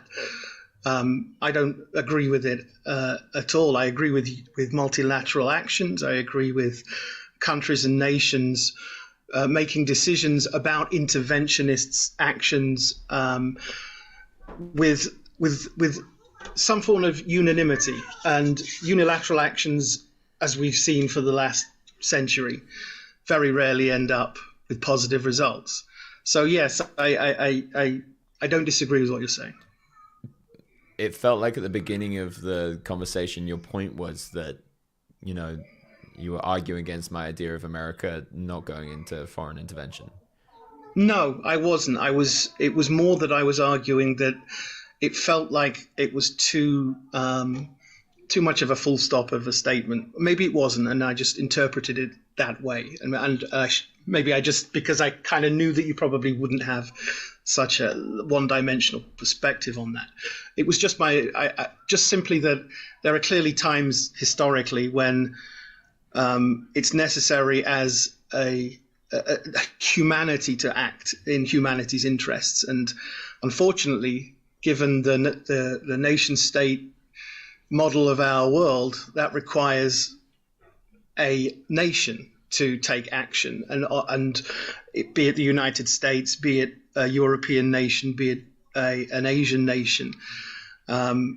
So I certainly don't agree with the intervention in Iraq, and I don't necessarily agree with interventions full stop, but there are times when I think intervention is such a necessary component for saving lives that there's no longer a question of if, and it's a question of when. And this, I mean, I was reading something recently and watching a few videos today, which this isn't a change of topic, but I wonder whether you see it as a connection between this notion of the military-industrial complex and of a shadow government, whatever that actually means. But the banking system, which I'd always taken on faith and understood as a very simple concept.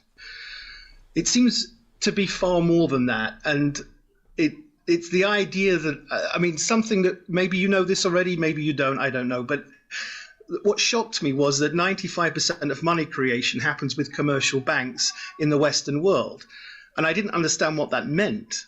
And it was simply the things that I was watching were trying to explain that every time a bank makes a loan, that loan becomes essentially currency and liquidity within a country's economic market.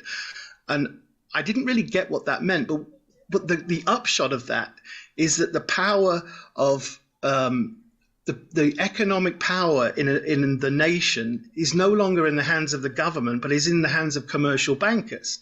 In that the 5% of the currency is created by national banks. Like the Bank of England or the Federal Reserve in the United States.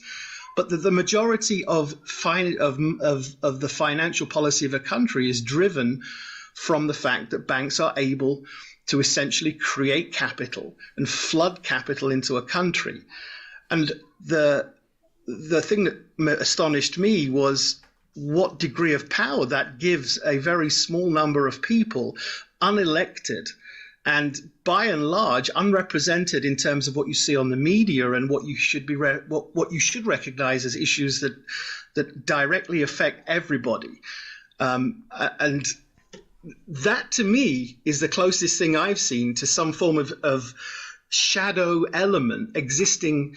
I mean, I currently live in Germany. I'm from the UK like yourself. But I see it in both places. And it was enlightening for me and quite frightening as well, because that's not something I was even aware of, and it's not something I see people discussing in any great detail.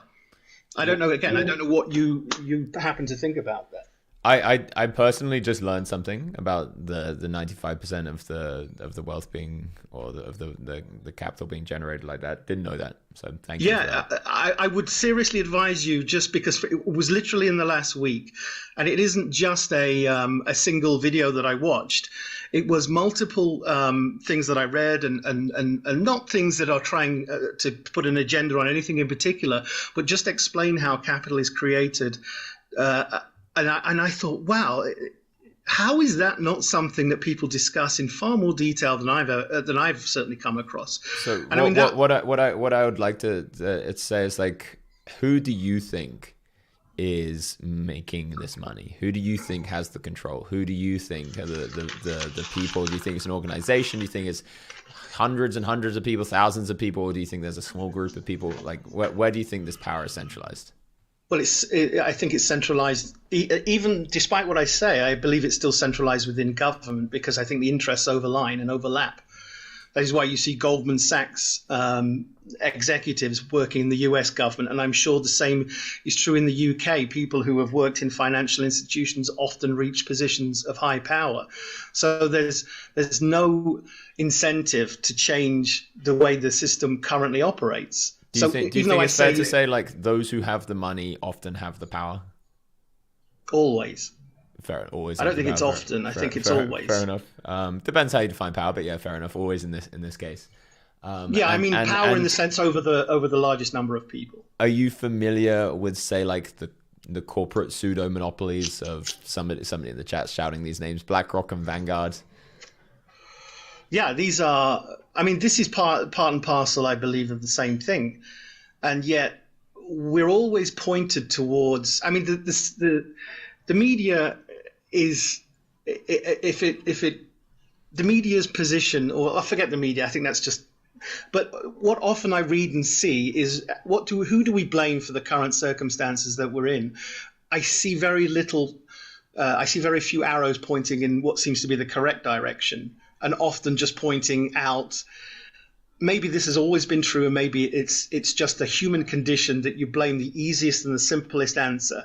And it's why people who come into power with very simple solutions are often embraced, because these problems are so entrenched and difficult to conceptualize and then to actually enact changes for, that we kind of revert to the easiest common denominator of what's to blame and how do we change that. So what I would say is that there seems to be, in fact, exactly what you're describing seems to be some kind of shadow government, some kind of centralized organizational force which can make financial decisions across the world. And I would say not just in the way that you've described, but in every major market in the world. We're talking the media, we're talking pharmaceuticals, we're talking foods and water, electricals seem to have the same few financial interests who are majority shareholders within these conglomerates and corporations. And when you then trace that back, it goes to an even smaller amount of people. When you trace those back, it goes to an even smaller amount of people, to the point where you actually only have a few people, maybe at most a few dozen people, that are making the majority of the macro decisions within the geopolitical and corporate landscapes. Yeah, I mean, I think when you live in a world of 7 billion people, it's very difficult to weight the kind of our undercurrents of our lives to it's this or it's that.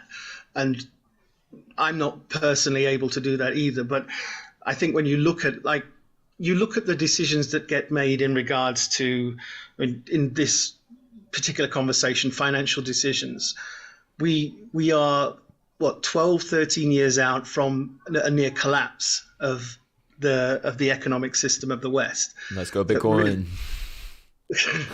Well, that's yeah. I mean, that seems to be, this decentralized notion is a very powerful one, I think, for people currently. You know, when you have no power and no control, because the power and control is so central or centralized, as we've discussed, then it does feel like the sort of the Web 3.0 or whatever you want to call it, 2.0, I don't know, and the idea that we can create this decentralized and more equitable system where nobody has the power to put the finger on the scale in the way that they currently do. That feels like it could be an answer, but I don't personally know, given the nascent technology that we're looking at and the way that it's so corrupted currently by scam artists and people looking to make a quick buck. You know, we can't quite see. I mean, it may be like the early internet. It may be like, you know, we're looking at Bitcoin. Bitcoin might be Facebook or Amazon. It could be that one or two of those things will eventually become the system of the future. But it's very difficult to see it at this point. But it does feel like decentralization represents a real hope, given the systems that we've lived through for the last millennia even. I mean, maybe that's too far, but certainly the last century. I'm with you there. What I want to maybe just be a little bit more direct with is, do you believe that there's, as somebody said, I'll read out a comment. They say, the shadowy cabal of 200 billionaires running everything just feels too easy and alluring in its explanatory power for me in such a complex world, which makes me suspicious. Do you personally believe that there's a small amount of people who are making the vast majority of the macro decisions in the world that have nefarious intent? I need to be in the minds of those people to answer a question like that. It's a question I ask myself. Can people exercise that degree of power? Does it really exist? Is it a thing? And I think in some senses it certainly is. I mean, this notion of how the banking system works clearly operates to the benefit of a very, very small group of people. So if we were to look at maybe some public organizations like the World Economic Forum, which is a group of billionaires that get together and make, you know, geopolitical decisions and fund different politicians and tell them to say different things at different times and various other things across the world. Is that fair enough to say that this is a group of very rich and powerful people that are making a lot of the macro decisions in the world in a public way? Well, yes, because that's the very definition of what they do. Yep. They're global. Their reach is global, and they are a small group of individuals that you would hope are making decisions based on the interests of many. But yeah. I don't know. That's the difficulty with a question like that. This is where you got to be. This is where you got to be in touch with the heart and the intuition, man. Because you take one look at Klaus Schwab, and you hear him say, "Yes, you will own nothing, and you will be happy." and every inch of your body is covered with goosebumps that are telling you something's fucking off here. And then you look at the actions of someone like Justin Trudeau, who's just fucking a mask for totalitarianism. And you look at the actions of all of the other people that are under their spell or under their influence financially. And you see it all pointing in one direction, which is this march towards totalitarianism. And something in your brain says, hey, I'm not in the mind of Klaus Schwab, but I get that he's got nefarious intentions. And whoever else is in there. Well, it's capable. It's within anybody, I think.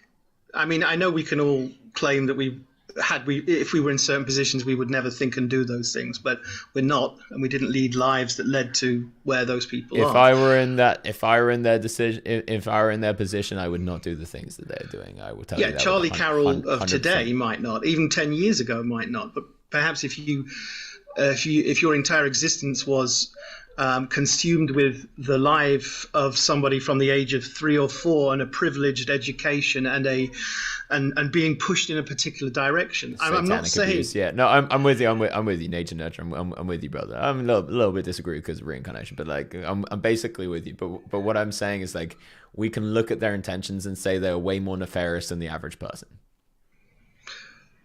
Yeah, they're driven by self-interest. And I don't think you get to be a billionaire or a very wealthy individual without that. And that's just an unfortunate. You should try binking a tournament, man. It's you don't really need to be thinking about all these things. You just play poker. I do play poker on a very, very low scale. Well, that's why I'm listening to this conversation now. But yeah, it's one of those things that I'm always suspicious of pointing the finger at a person or even a small group, because I think it feels a little bit like this. It's too simple in such a complex world. I don't know, man. They're literally telling you their intentions. They write books about it. They get in groups and they do these weird satanic rituals that have been filmed and people have shown them these things exist, and then they openly say, hey, we intend on taking all of your stuff away from you and being the rulers of the world. That they literally tell you how they want to do it. Like it's not stretching to say that is genuinely their intentions. Well, I do think there's a lot of we've stress tested democracy, and we do so continuously, and I do have faith that when circumstances reach a certain point, that people simply wouldn't accept it. And that if they felt or they were enlightened enough to understand how things operate, that because of maybe something catastrophic or an event, and 2009 came close to that, and perhaps the next iteration of that will produce seismic change. What about the 2020? There was a bit of a stress test on democracy there. We didn't pass very well. Absolutely, yeah. We didn't really stand up against tyranny too well there. Yeah, but okay, this is where we would diverge on what we believe happened, I think, because I had a very interesting friend who's far, far smarter than me, who was convinced that the whole thing was just an elaborate process of how do we control people, and is this some kind of... Is that friend me? Because his name's Martin. He's from Germany. He's one of these extraordinarily intelligent people who I believe has a very creative mind, and perhaps that reflects you as well. In that sense, I've heard you speak, and I think that definitely does reflect you. I don't like to believe things that I don't have evidence for. I'm a big believer in empirical facts. I don't like to fucking posit and come up with creative ideas that aren't rooted in logic and fact. I'll defend to the core why this was an elaborate attempt for a power grab. Okay, from my perspective then, so we would disagree here. I never felt that. I felt that this was, whatever the origins are, that's something I can't speak to, but I can speak to, from my own personal perspective, the experiences I had in the country that I was in, and the feeling that I wasn't being manipulated, the feeling that again, this is such a broad topic, I suppose. It's very difficult to discuss on one particular point. And a lot of the conversations I had were about mask mandates, etc., and those types of things. But do you not have faith that people, if this was as you believe, that you thought that was what you thought was correct. I presume you have faith in people to recognize that, and should that situation arise again, and it's nakedly that the case that what you're saying is correct, that it simply wouldn't stand. Yes. Yeah, I do. I don't know though, because if the next thing is something like, the power grid going out, and then people are going to be like genuinely starving and genuinely desperate for some kind of centralized organizational force, then I don't know about it. Isn't that more likely to produce revolution than it would be to have people converging towards power? Fucking hope so, but I don't know. But that's kind of beyond the point for me. It's like I can't predict the future. I was very impressed with. I've watched your poker. You can. Yeah, sometimes actually, to be fair, but generally not my forte. But I was genuinely impressed with certain countries and certain individuals of how they stood up in the face of tyranny, and how they firstly recognized it, and then secondly stood up. In fact, I went to some of these anti-lockdown marches. We saw the biggest protests that England's ever fucking seen in history, I believe. You could stand in one place, people would walk past, like tons of people for hours and hours and hours. Not a people in the media. They were like, a few hundred anti-vaxxers go for a march in London. But it was for miles and miles, just huge amounts of people. It was hundreds of thousands of people. And I was very, very impressed with how England and other countries stood up to this tyranny. But beside that, to me, the tyranny was so glaringly obvious. The intentions were so glaringly anti-scientific and bad. The propaganda was just it was just there staring you in the face. The decisions that were made that were anti-scientific, the cleansing of the doctors and the scientists and the epidemiologists that disagreed with the orthodox, it was just like textbook tyranny. And I honestly, it sometimes surprises me, and I know there's a ton of people out there, but it still surprises me even to this day that there are really smart people such as yourself that don't see it. Well, yeah, thank you for the backhanded slap. But it's a backhanded, but but may I say, I feel your intellect is very, very powerful. So I mean that as a true backhanded compliment. Well, one of us is being fed propaganda, right? And it's not, and to each of us, it's the other person. Yeah. And both of us will defend our positions. And let's do it. Let's defend it. Let's see it. So let's take, for instance, lockdowns. Who do you think made the decisions, and do you think it was a good intention, and why do you think that? Yes, I think it was a good intention, but do I think it was the right answer? No. Right answer aside, why do you think that England came to this conclusion? How do you think they got there? Well, at the time I was in Germany, and the lockdowns came into effect fairly quickly once it was clear that the virus was spreading. So I start at the first point, which is, was there a virus that was genuinely a threat to the public, and were the actions taken consistent with protecting people? And from my perspective, yes. Who do you think came up with the idea of a lockdown? Who do I think came up with the idea? Yeah, like where do you think that idea originated? It's a good question.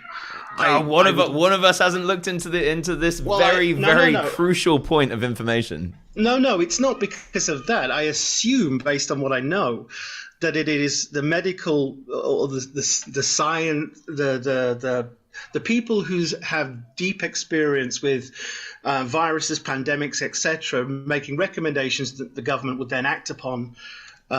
You would think you would think that, and that's a fair assumption to make, but the truth is the exact opposite of that. The truth is that if you look back at the WHO's recommendations for how to handle a pandemic, they explicitly say not to do anything like a lockdown. Lockdown didn't even exist as a term, but they exclusively say not to do that specific thing. And what they did say is that you can have selective isolation, selective quarantine, which is why the Great Barrington Declaration, which is full of epidemiologists across the world from Harvard, Oxford, and Stanford and things like that, They got together tens of thousands of doctors and epidemiologists and medical professionals, and they said, this is how we should handle the pandemic. It is absolutely insane that we're locking down. And the first country and the place that this originated was China, was the CCP. It was the Chinese Communist Party that said, hey, we're gonna shut our citizens, we're gonna weld them in their doors. And then the rest of the world followed suit, despite decades and decades upon decades upon decades of scientific literature that said this is not the way to handle pandemics. Okay, if I agree to some extent that the actions taken, for me, the actions taken were not necessarily, there were the actions in the midst of a crisis that people hadn't faced before to this extent, a global pandemic, or at least not for a century. So was the lockdown the correct action to take? I personally don't know. Did it save lives? I don't know. Does your point make sense to lock down vulnerable, or lock down, or at least protect vulnerable people, and allow the epidemic to move through the population in a different way? Possibly. But do you know the answer to that? Do you know specifically? I mean, neither you or I are epidemiologists. We don't have that vast vault of knowledge to be sure about what the answer was, and I don't think anyone else did at the time. But again, I'm not talking about the result. In fact, the result is glaringly obvious, because tens of millions of people have been pushed to the brink of starvation, and the data is in. Lockdowns didn't work. The data are in, sorry. But that aside, what I'm saying is the intentions of why we locked down in the first place were so anti-scientific. They did not come from the idea of the scientific literature that we had for decades. They came from a very small and select group of people that had political power, that were creating models that the COVID virus was going to be many multitudes more severe than it actually was, with no good evidence. And that we can see that these people, the scientists that were saying these things, were all funded by the same small groups of organizations, if we follow the money. It's very glaringly obvious to me that this did not come from a good, well-intentioned place. And it's the same for tens of thousands of scientists across the world that have looked at this and been like, what the fuck? I'm just a scientist. I was just doing my job, and now I'm getting censored off the internet. I'm getting attacked. I'm having my livelihood potentially taken away from me because I'm just saying what I've known to be true for decades. It was a huge punch in the face for so many of these experts, and they just couldn't understand why. And now when we follow the money, it seems to be glaringly obvious. But you're talking about, in terms of, I mean, I know about the declaration. I saw it at the time, and I read those that supported it, those that didn't. But I think the problem of using words like overwhelming or the large numbers and so forth is it wasn't large numbers. There were certainly people that continue to say that the actions were corrupt, that the decisions made didn't benefit anybody, and perhaps there was an ulterior motive for why those things were decided upon. But here's my problem with that. For me to follow that line of logic, or even just to follow it as, okay, if that's correct, then everything about the society that we live in is corrupted to the core to a degree that I don't see. I just can't imagine it. And it could be that I'm, I will accept there's a possibility that I'm wrong. I do this in conversations with my friend, who's often throwing all sorts of data points at me, to which I try and reply in kind with my own. And we do back and forth on this, really to no conclusion. Neither of us shifts an inch on what we believe. But for me, I go with a certain degree of consensus among people I respect, or people whose authority I have faith in, people who work in the medical profession. I don't see them as a homogenized body, corrupt in them, and that nor do I think that they're easily manipulated to say what a particular small group of people want them to say or believe. And that's where it falls down for me personally. Can I give a counterexample to that? Sure. If we look at the pharmaceutical industry, for instance, and how they influence doctors, we will find throughout history many examples, including smoking cigarettes or Vioxx or DDT. Like all of these examples of things that actually people knew were poisonous and were going to kill tens of thousands, if not more people, but was still promoted through pseudoscience to doctors to then prescribe, or to you know, in the case of DDT, to corporate manufacturers to then give out to people and say it was for their own good, when actually we can look at internal documents and say, oh, they actually knew Vioxx was going to kill tens of thousands of people, but they still gave it out, and they still managed to teach the doctors that this is what the science says and this is what you're going to do. So it's not me saying that there's this homogenized group, but what I'm saying is that the trickle-down element of this authoritarian scientific unit that we have, the FDA, of the CDC, or whoever it is that's dictating these things, is corrupt to the core in a way that can then influence all of these groups. I understand the point about certain historical examples that don't cast a positive light on those relationships between doctors and between those. Certainly when it comes to things like, smoking is one example. I'm sure there are many others. Those things I think are on a smaller scale. They have existed. This relationship between pharmaceutical companies and doctors, that's certainly something that needs to be addressed, because I think it causes issues for sure. But I'm talking about people in positions of authority who've spent their entire lives working towards the public good, and you can recognize that through their actions, through their work. I mean, as much as you can recognize anything, whether you believe that's the case is another matter.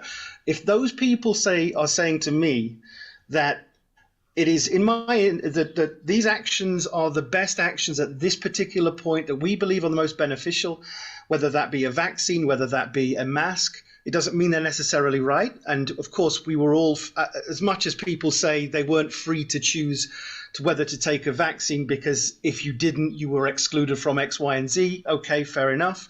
You could argue that wasn't necessarily, people had a right to feel that there was to feel like they had been sort of coerced. Yeah, to a degree coerced. There was certainly coercion going on. What if you take, for example, let's take the pharmaceutical industry. Any industry's motivation is profit. Mm-hmm. Absolutely profit.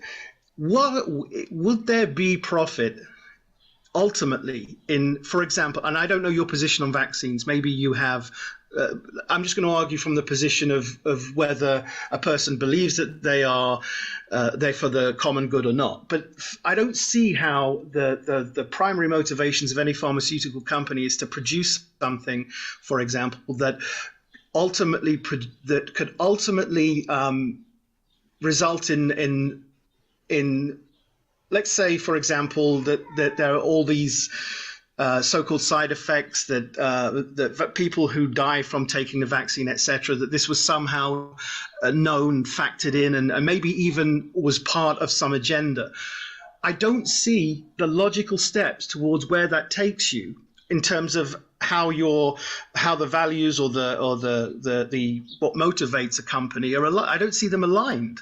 I think, well, the vaccine in and of itself was a very profitable thing to produce. Okay, so you could argue maybe that the incentives there aren't necessarily aligned to the public good. But from my point of view, they are, because the more people that you can save, and the more benefit that this vaccine gives, the more benefit to the particular company itself that they would receive. And I don't know if you have a counter argument to that. Yeah, I got like a million, dude. That's not how it works. That's not how the pharmaceutical industry works. Like, part of their business model is to put out shitty products that they know they're going to get sued for, because they know people are going to get ill, but they still manage to make a shit ton of money. And this is why they continue to just rinse out product after product after product that doesn't actually cure people from their sickness. It might short-term help their symptoms, but this is part of their model, and it's where there are whistleblowers within these industries that are saying these exact things of this is how it happens. And when it comes to the vaccine, the vaccine data, they tried to hide it. Let's use Pfizer, for example. They tried to hide it for 75 years. They lied about the testing that had been done. They told us that there'd been testing that said that it prevented transmission. Turns out that was a complete fabrication. And then the media then parrots on some other fabrications saying that if you get the vaccine, you're 100% not going to get COVID. If you get it, it's going to stop transmission. All of these lie after lie after lie after lie for the sake of profit, because they made hundreds of billions of dollars off a product that they lied about the efficacy and safety of. They said it was safe and effective when there was no rational explanation to say that it was possibly safe, because there have been no long-term studies. You can't say something's safe unless you've done long-term studies. Yes, I agree. You had to make a decision for yourself on whether. No. I'm not saying that. I'm saying they lied, and they had incentive to lie because they got this emergency use authorization by saying that things like ivermectin and hydroxychloroquine didn't work. So they got the EUA, and they got to make hundreds of billions of dollars from that by lying to the public and saying, "Hey, you have to take this. It's going to save your life. Otherwise, you'll die. Otherwise, you'll kill your grandma." Wow. That's the narrative that was posted all across the television, all across the media, all across social media. It was that if you don't get this vaccine, you're going to kill other people. It is a malicious lie. It's not just a lie. It's one of the most heinous lies that's ever been told on a mass scale. Well, the one thing that I will agree with you is that they definitely misrepresented the ability of the vaccine to prevent transmission. But they lied about it. Like the facts are out. They said that there were data that said that it was going to prevent transmission, but they never tested for it. So they just lied about it. It's not like, oh, it was a close decision where they literally lied about it, intentionally lied about it. Well, I think that intention came from the very highest places in government. I think that was seen as somehow that the greater good was served by, and I don't agree with it. I think it was a very bad decision because it will ultimately harm people. The ability to give people really. Nick, these lies came from the pharmaceutical companies. They were also parroted by government. They were parroted by media, but they came from these conglomerates and corporations. Okay. Well, then, if that's the origin of where it came from, sure. But does that personally? I mean, the efficacy of the vaccine itself. What's your understanding of? Was it a success? Did it actually achieve what it intended to do, which was reduce the chances of people experiencing very severe symptoms and/or death, or was it, in fact, did it have no effect as far as you know, and what you've read? So we can get into this. I'm super happy to. But what I want to first just like really tie ribbon on this point, so we're not just kind of like going in circles, making point after point. Is do you agree? You know, there were lies perpetrated by the pharmaceutical industry, by the media, by politicians, telling people that it is completely against any moral code of medicinal ethics, that this medicine was going to do things that it couldn't, and that they had done tests that said it was safe, and that they were coercing people through political means or through intimidation means or through taking away their livelihood or whatever else. It was social shaming. They were coercing people to take this product that was making a very small amount of people a huge amount of money. I agree with some of that. Which bits do you disagree with? Well, I disagree with the intentions and the motivations of some of those people you discussed. Do I think that if the information came from the pharmaceutical companies to say that this is a means to end this pandemic because it will reduce to virtually zero the chances of transmission, that's a lie. Right. And so when the CEO of Pfizer openly says that this is going to reduce transmission, openly says that it's got this percentage efficacy, and it turns out that their own tests said that this is not the case, or they didn't even test for the reduction of transmission, you can say the CEO of Pfizer lied to the public. Yes. Why do you think he did that? The same reason that any business does anything, its bottom line. Right. So a nefarious thing, coercing and convincing people for the sake of profits, knowing that it could harm them. Well, did it harm people? That's a different... No, it doesn't matter. Knowing that it could harm them. Because they hadn't done the long-term studies, but they told them that it was safe and effective.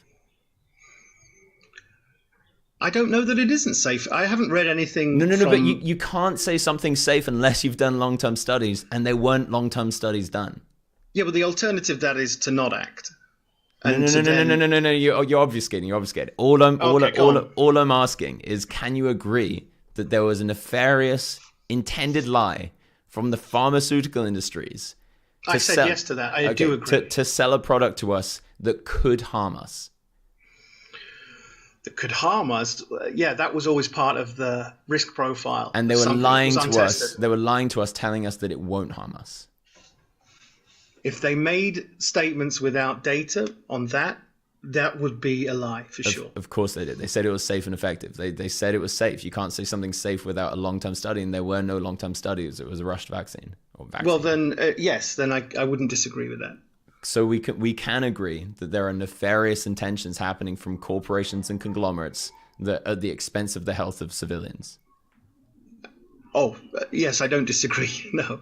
Okay. Absolutely. Before you said you did disagree. So what I didn't say that. I wasn't that specific.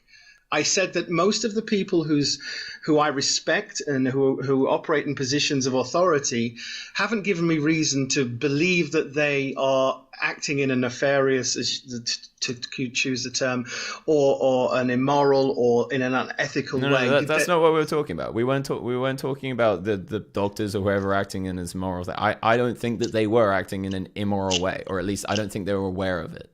But what I'm saying is that, I went on this long rant about the nature of how you've been how we were lied to, how we were coerced. And you said, actually, I agree with some of it. And I asked you, which bits do you disagree with? And you said, well, I disagree with some of the intentions behind it. So then I went to the intentions behind it, and it turns out we agree on that. Yes, in a very narrow sense, for sure. I agree with you that a corporation's existence is about its bottom line. And does that produce immoral or even actions that could harm people? Absolutely. We've seen that historically. It's just that I don't necessarily agree. You're a conspiracy theorist, by the way, for thinking that. Just so you know, by definition of 2020 and 2021, you are a conspiracy theorist. Well, I'm going to take this clip off of YouTube and play it to my friend because he'll love you for saying that. It'll justify everything he's ever said to me. Hi, Martin. Yeah, keep chipping away at Nick. He's there somewhere. Yeah, well, he's trying to convince me to be a godly man, and he's trying to convince me that the world is against me. And we have interesting conversations that sprout from that, just as this one has been extremely interesting for me as well. It's good to be a godly man, but sometimes we can only shoot for the stars and hit the fucking trees. Well, for me, I think I put this in the chat at some point. I've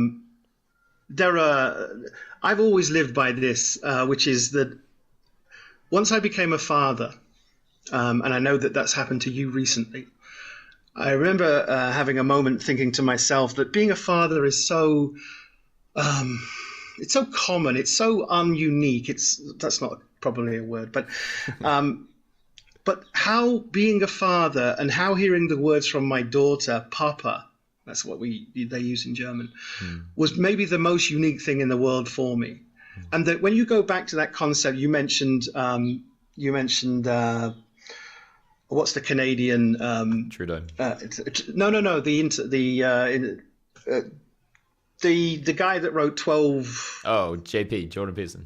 Jordan Peterson's concept of you start with your room, you start with what's around you. You organize yourself and you organize your life around beginning with that.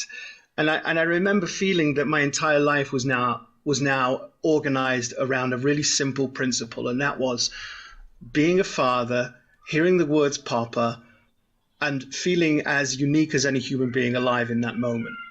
And how beautiful that was, and anything else that comes from my life begins and ends sort of to some degree at that point.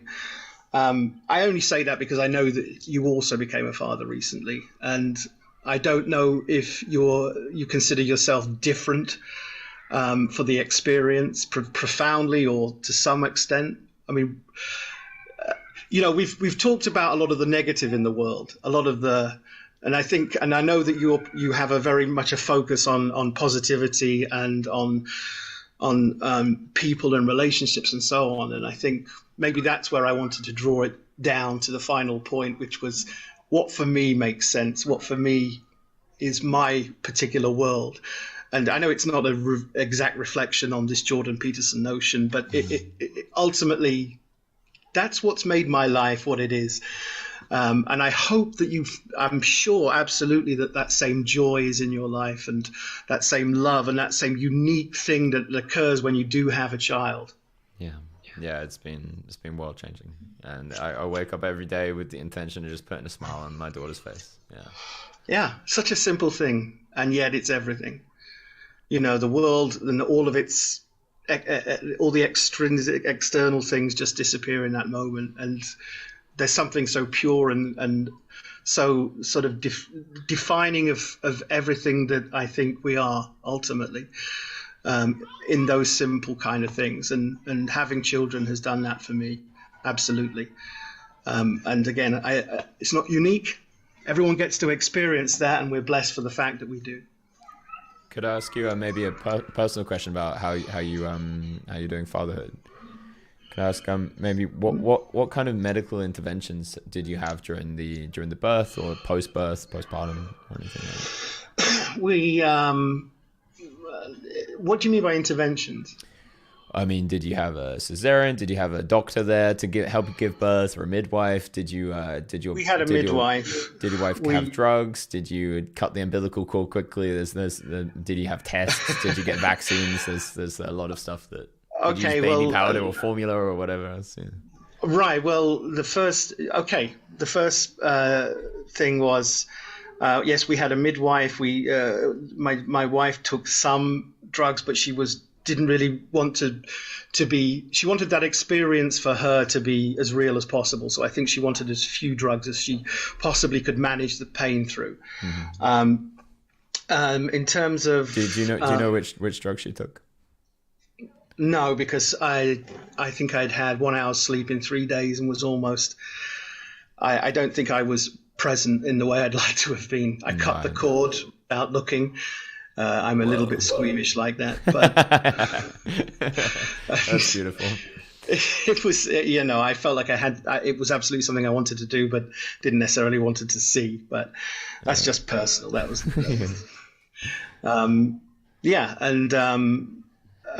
from those early days, the one thing that was difficult was that my partner was very much wanted to breastfeed, and everything that we read is how this benefits infants, newborns, and so forth. But unfortunately, it was just too difficult for her, and that resulted in a lot of guilt for her, because she felt like she'd failed somehow. And my job was to convince her, or not to convince her, to reassure her that, if it can't happen, then we have the second option, which might not be ideal and it might not be what we wanted.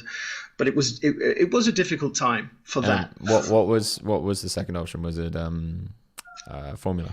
Just formula, yeah. And what was the constitution of ingredients within the formula? It changed as with each passing. I guess it changes as you. The formula itself, I don't recall precisely. It was like 1 part to 5 parts water, something like that.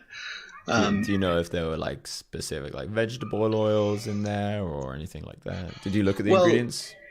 I'm not that kind of person, but my wife is. So it's probably why she would have been less inclined to want to take formula over breast milk. Yeah. I guess the direction I'm trying to take this in is like with my daughter. So with our birth, it was just me and Hannah at home. She didn't take any drugs. There was no midwife, no doula, no nothing. She free birthed it, and we did a lot of research beforehand to make sure that we had all the signs of, if this happens, this happens, this happens. And we had a hospital that we could drive to if we needed surgery, but we looked at the data, and the data suggested that it's an extremely safe thing if you know, especially if you know a certain few signals. And then when it comes to medical interventions, I would never personally put anything inside of my daughter or myself, or my wife wouldn't either, without knowing the ingredients, and without really doing a lot of research in the ingredients. And to me, this is kind of where the two conversations link. It's like, I think it's really important to understand the pharmaceutical industry for these exact reasons. To like nourish and nurture our children in the best way we possibly can, we have to learn about what's happening in the society around us and why certain scientists might be suggesting certain products. Like if we look at the Johnson and Johnson's baby powder that turned out to be a complete carcinogenic, cancer causing thing for people on English speakers. That there are many, many mothers and well-intentioned mothers and fathers that were using that baby powder on their baby and would have been causing their baby immense harm and maybe cancer. And for me, it's of the utmost importance, a severe importance to make sure that we know exactly what's going inside of our children. I think in that, for all that I've talked about with vaccines and so forth and my own research, I think that's where I let things, I wouldn't say I let them slide. I think maybe I had too much faith that what I was giving my child was safe, and so I can't honestly say that I've done enough research. I mean, my daughter is older now. I also have a son now, and they both were given the same formula and so forth. I honestly don't know. And now that you said that, I'm not sure that I should. I'm a bit concerned about checking that out just on the basis of what I might discover. But that was definitely a case where I didn't apply the same rigorous kind of standards that I did in terms of researching vaccines and so forth from my own perspective as I did to that, and where I placed my faith perhaps blindly in what I was giving my children, which now that we're discussing it does feel a little bit remiss. I'm just going to read a comment. I don't know what it says, but it says, I'm not aiming to strawman you, Charlie, but what are you arguing for exactly here? For people to take full self-control of their epistemic, what's that mean? Epistology, isn't that? It's the philosophy of truth, I think. Epistemic. Relating to knowledge or the degree of its validation. Knowledge, sorry. Yeah, knowledge. I always get those ones mixed up as well. Yeah. Epistemic. Autonomy by giving up on any outsourcing. Or are you arguing for just outsourcing specific things that aren't as important to life or death? Yeah, so I obviously in an idealistic world, you would love to be able to have 100% autonomy on your epistemic knowledge. But in reality, you only have a finite amount of time and resources, so you have to decide what's important to research and what's important not to research. I haven't researched specifically whether this microphone has a chemical in it that's secretly seeping into my skin and is going to be a carcinogen, because I think it's unlikely. But I am researching things that I'm directly putting into my body every single day because, first of all, I think it's likely there are poisons in there, and secondly, I think it's very important to know if there are poisons in there or not, because I'm eating them on a daily basis. So it's for me, and I really do appreciate the kind of reflection that Nick Medland. It's when it comes to my daughter, it's like the number one most important thing is that I'm doing my best as a father to provide her the healthiest lifestyle I possibly can, and in a mental, spiritual, and physical way. Yeah. Well, I don't think if you don't happen to be a spiritual person, and I personally am not. Yeah, you are. You just don't know it. Well, okay. Let me rephrase. I don't have a fixed belief in an afterlife. So all I have is like my mother passed recently, and I remember talking to my father and talking to my partner about her passing, and we discussed the things that continue to exist through us that were part of them. And that's kind of the only way, how do I remember there was a really eerie sentence that was said to me, and it was something like you experience two deaths as an individual. One is obviously when you die, and the second one is when the last person says your name. Yeah, I heard that recently, actually. Yeah, and it's very, I don't know why, but I found it extremely eerie because there's a truth to it that I hadn't thought about before. So Well, if it helps, time and space is actually a continuum, and time isn't a linear thing. So you'll exist continue ad infinitum. I really should give you the email address of my friend. He would love you. Yeah. Genuinely, if you feel, He is absolutely of the same mind as you, and is a fascinating individual to speak to. I completely disagree with most of what he says, but I love the conversation because from my point of view, there's just no point arguing with people who agree with you. That's reductive and redundant. I'd much rather hear another side to things, and then allow that information to kind of percolate into what I believe, and then I can make better decisions on, like you just discussed with the baby formula. It hadn't crossed my mind.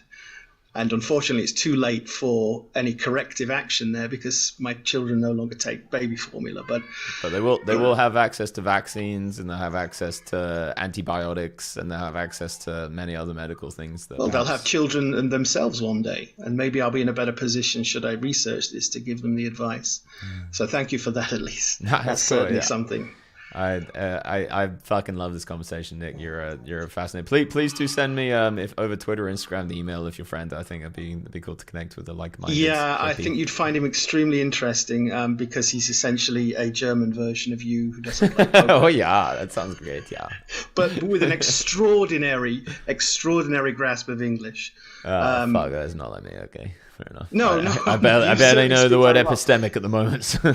No. I don't mean that his vocabulary is 100,000 words deep. I mean his ability to use the language is fascinating for a non-native. Cool. Perfect. All right. Well, thank you. I feel like we could disagree on like 1,000 different issues, and perhaps you can call in again. Well, I'll keep an eye out and for anything that you're doing in the future. And I very much appreciate that you took the time to talk to me, Charlie. Appreciate it. Look out for the Illuminati out there, my friend. It's I will. I'll keep my eyes open. Thanks. All right. Peace. Bye-bye. See you. Give it up for Nick Medland, everybody. We love Nick. That was a beautiful conversation. I'll kick you out of here if you don't know how to. There we go. That was fucking fun. As an incredible conversation. We do have 2 people in the waiting room. I don't know if I can get to both of them. I'm sure I can get to one of them at least. In fact, let's just fucking go. I'm going to take another quick breath. And we have making his Epiphany Poker debate debut, Ringo. What's up, Ringo?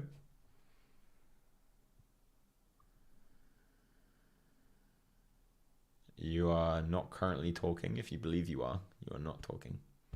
Oh, you good there, Ringo? Hello. Hey. It's good. It's good. Yeah, that was a very sexual sounding groan to introduce yourself. What's up, my friend? Yeah, I was moaning that I cannot hear you, or you cannot hear me. Yeah, okay, well, we made it. I'm playing 6 tables, but bro, why is everyone calling in from Bless Sessions? You gotta. I can focus fully on you, But I don't have much to talk. It'd probably be pretty quick conversation. Right. Pretty quick to get to the next groan. All right, what's the? I just want to ask you, what do you think? What is the percentage that chance that I am better poker player than you? This is like. The fact that you're asking that probably makes it like 15. Okay, pretty high. I thought you would say it's. Well, if somebody asked me in the chat what's the percentage chance that he's a better poker player than you, not knowing you at all, then I'd say like 0.001 or whatever. But the fact that you're asking that probably means that you have some inside information that I have to take into account. Yeah. What stakes are you playing? I don't know where I'm exactly going with that. I know where I'm going with that. What stakes are you currently playing? Like average buy. No. Right now in this moment. Now. Say again. $500 tournaments, $200 tournaments. Oh, okay. It's like 1% then. Don't worry. I mean, there's not much running more than that, but okay. I'm just messing around. Top of my buying range, actually. So your microphone's kind of going in and out. It sounds like you're like getting further away and closer and further away and closer. Oh, that's not good. maybe now gonna be better. I think that's better. Yeah. So where are we going with that? Where's this dick measuring contest going? No, I just, I'm just want you to me playing, and I know it's weird because I'm sorry, I'm all over the place. It's fine. Don't worry about it, man. I just if I am better than you or like similar skills than you, like, would you be interested to, maybe invest something a bit? If like all box will be checked, if my skill is great, if I'm worth your trust, my opinion is about me in the community is very good, would you be interested at least to like invest? Usually like playing super high. I'm open to it, but usually people who are better than me don't need the investment. Yeah, but you would check pretty quickly, right? If you see me, like my thought process about the game, on what level is that, right? Like there's like different circumstances in life why you're playing what you are playing, right? Yeah, I'm probably not interested, but not saying that it wouldn't be a good investment. Generally, because I have access to quite a lot of good investments, and like looking into specific people doesn't tend to be worth the time.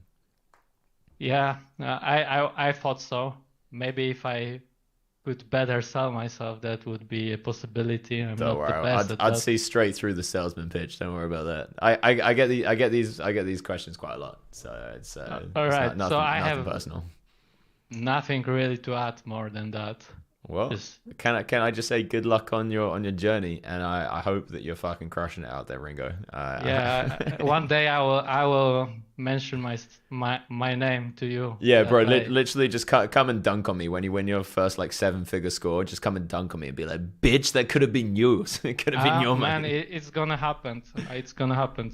Good, I believe it. When you believe it, I believe it. All right. Have a nice day. Have a good day, Ringo.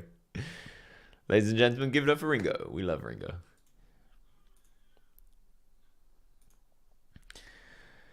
All right, we've got 3 people in the waiting room right now. Who should we choose? I don't know who was first, so you guys... Now, I'm going to do a little bit of racial profiling here and say usually Chris and Henry are going to have better English skills. No offense, Vittorio Halfon. But I am openly racist in that sense. Roll a die. Okay. Guys, choose a number between 1 and 3. And I will I'll choose that. All right. Drag has said 1. All right, everyone said 1. All right. That was Henry. I was going to choose Chris because he's not on an iPhone, but we randomized it. Ladies and gentlemen, making his Epiphany Poker debate debut, we have the one, the only Henry's iPhone. What's up, Mr. iPhone? All right, can you hear me? I can hear you loud and clear. Cool. Okay. Well, I don't know what the discussions exactly were before as I was joining, but I think it'll be quite a left turn. Well, unless you're asking for a staking deal, it's probably going to be a change of conversation, yeah. Oh, shit, man. No, mine was more a spiritual, new age spirituality question in a way, or more of a subject for discussion. Let's do it. So, you see a lot these days, and it's an interesting theme I see pop up a lot. People who kind of go into new age spirituality or kind of miss the idea of like soul traps. The idea of, and I keep seeing nowadays, there's a few things, star seeds, soul traps, all this weird Pleiadians, yeah, I know the type. You know what I mean, yeah. And it seems to be light language, that's one. Exactly. The loads of stuff like along those lines. Lots of, and I see it, you pop up in Scientology as the story of Xenu. I don't know if you're familiar. No. He allegedly sent souls trapped on Earth. There's loads of, like, if you get down the rabbit hole on YouTube, there's loads of stuff. And in the comments, I see a lot of, it's sad to see a lot of people that seem very convinced of this stuff, like this is a prison, or reincarnation. I think what happens a lot is people stumble on, or they're open to reincarnation. And the initial thought is like, oh, well, is that kind of something you're stuck in? And then you've got these old, kind of more out of the old kind of wisdom traditions, ideas of karma, that lots of stuff that gets kind of not necessarily mistranslated, but people get the wrong end of the stick. Or, it's debatable what end is the right end, but people tend to grab the most paranoid end. Yeah, I feel that. So what's the specific topic? Whoa, sorry. Specifically, I was wondering what your take on the prevalence of those ideations, whether it has any correlation with, say, something like the idea of samsara. And something for me, I work next to a Hare Krishna temple. Which one? Often when I speak to Watford. I live super close to that. Oh, that's super nice area. I play golf around there. Work. I don't want to get before I reveal too much, but yeah, it's a nice area. yeah. I love that temple with the fucking cows. Local. Yeah. I feed the cows. Next door, there's a community assisted living, and they go there. And one thing with the Hare Krishna though, because I went there one day. I was early for work, and I went over, and I was in between. I was like, I like a lot of it, but again, obviously, there's a lot of mistrust or kind of super skepticism when it comes to, when I see everyone wearing the same things. Or they go around, they go Hare Krishna, and they sound miserable, but they're like Hare Krishna, Hare Krishna, Hare Krishna. Yeah, they gave me a free book, which could always be either worrying or a nice sign. It's pretty polarized, yeah. Yeah, so. And with them again, was it the Bhagavad Gita or is it something else? No, I don't think they. It was about chanting. Oh, okay, cool. And I guess with them, just sometimes again, it's hard to find more updated takes on this. Say things like samsara, and finding that balance of, as I said, where that relates to the whole idea of soul traps and more new age stuff. Like, is there a correlation there? I don't know if you have any thoughts or anything. So spiritual stuff like samsara, it's real. It's you can explore these things through your own minds, whether you're a Buddhist, a Hindu, or a fucking atheist. If you go deep enough in meditation, you'll find some fucking stuff. I've also tested empirically, asked different people, what was my first life on this earth, and got the same fucking answer from different people. So specific that it couldn't be a coincidence. They didn't know each other and never met, never talked. It's an interesting thing. A lot of evidence heading towards these things. So I think what happens is that people, their gut feeling is that there's more to this materialistic lie that we're sold, that the fundamental principle of the world is matter, and that from that comes consciousness or whatever else. And they feel that there's real power within the occult or within certain rituals or ceremonies or chanting or whatever. But then when they're feeling that, they then have to translate that into thought and rationality. And that's where we have the trap. This is where we have the ego or the conscious mind that isn't potentially as sharp as it could be, because we spend too much time chanting and not enough time reading or whatever else it is. And that's where the mistranslation happens, and that's where our egos might start to get a little bit ahead of themselves and say that we're a bit too special. Say that actually, everybody else, they're the stupid ones. We're the star seeds. We're the ones that are here to change the world. I definitely feel nothing quite beats gnosis. And I think unfortunately or fortunately, who knows, it's those kind of deep moments that go beyond thought for most people, or at least in how we're set up, most people, how we live, they're very far and few between.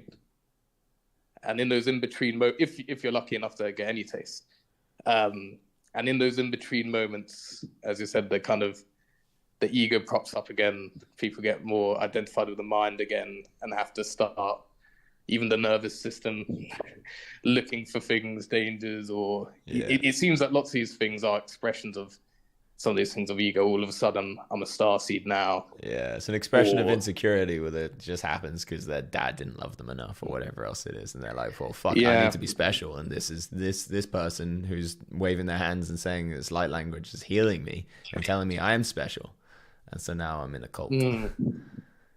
Yeah, but as I said, I jumped in. Yeah, it wasn't the most well-formed thought, but.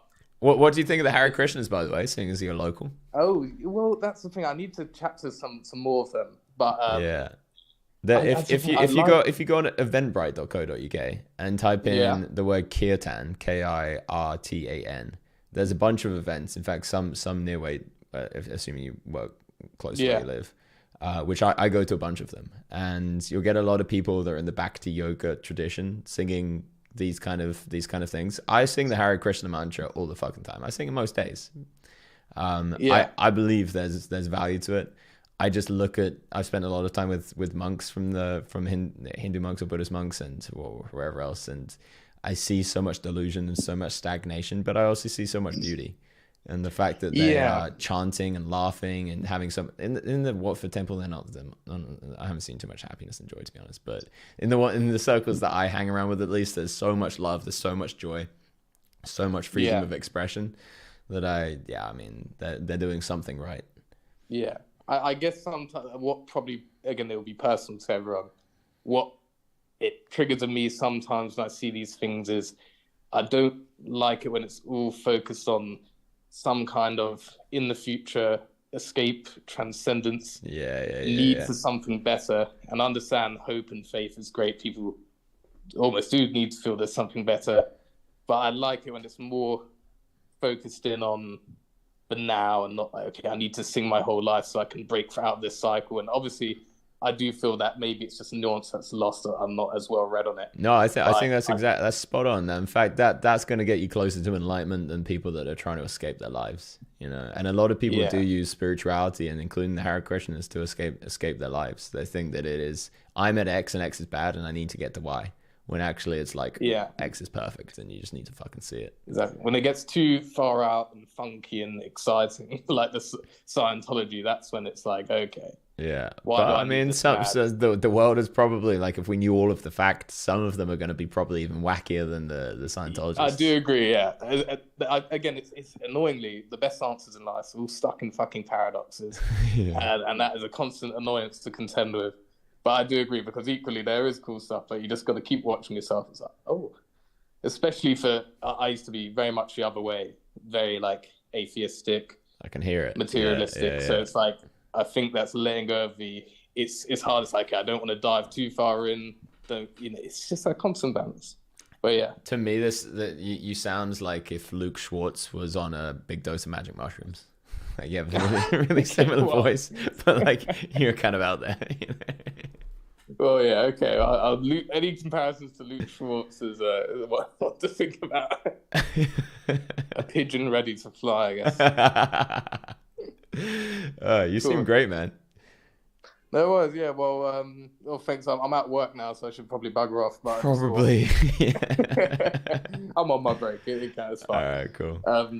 Cool. Okay. Well, thanks for chatting to me. Well, I might see you around the Hare Krishna temple. Who fucking knows? All right. Peace. Shout out to Henry's iPhone. Mr. iPhone did great. All right, I'm going to get through Chris and I'm going to get through Vittoria, and we're going to fucking finish this. I've been promised by Vittoria that he speaks perfect English. In fact, if he gets one thing wrong, he's out of here. Okay, let's not exaggerate. How you doing, brother? Oh, good. And you? I'm good. How do you pronounce your name? Vittorio. Ah. Parfait. Yeah, I'm Italian. Yeah, I got that. Fair enough. What are we here to speak about, Mr. Halfon? That's a good question. So, first of all, I've played you at chess once. Who won? I don't know if you remember. You probably don't. You. Sounds you did right. win. No, I believe it. Yeah. You were streaming on Twitch. I was watching, and then you were like open to challenges. I played. I don't know. What do you want to talk about? Me? Yeah. I want to talk about anything we disagree on, if I had my choice. What, politics? Anything. Where would you consider yourself in the political spectrum? I don't consider myself in any part of it. In fact, I think the people that describe themselves as one part of the political spectrum or party are lost in delusion. Fair enough. I don't completely disagree with that. Maybe partially. What about you? I don't know. What about me? I would, I don't know. I don't consider myself as one thing in specific, but I do think the world is going towards wrong directions nowadays under many different aspects. All right. Well, that could be one of two ways. You know, there could be like these fucking liberals taking over, or it could be like these damn conservative neo-Nazis. Which way are we talking about? I mean, I'm more the first one. These fucking liberals, man. Am I right? Antifa. Did you hear the conversation earlier about Antifa? And I didn't. I missed it. Oh, man. He was saying... What do you think about Antifa? They're kids. They're children with trauma, deep-seated trauma that are trying to inflict their own pain on the world. Okay. Thank God. Maybe there are people out there that are doing good, but I don't know why they would associate with the maniacs. Yeah, I agree. I agree that not everything is wrong, but extremism is always wrong. All right, let's try and get us cancelled. What do you think about this trans issues? Well, so first of all, for example, with regards to sports in specific, I think it's completely ridiculous.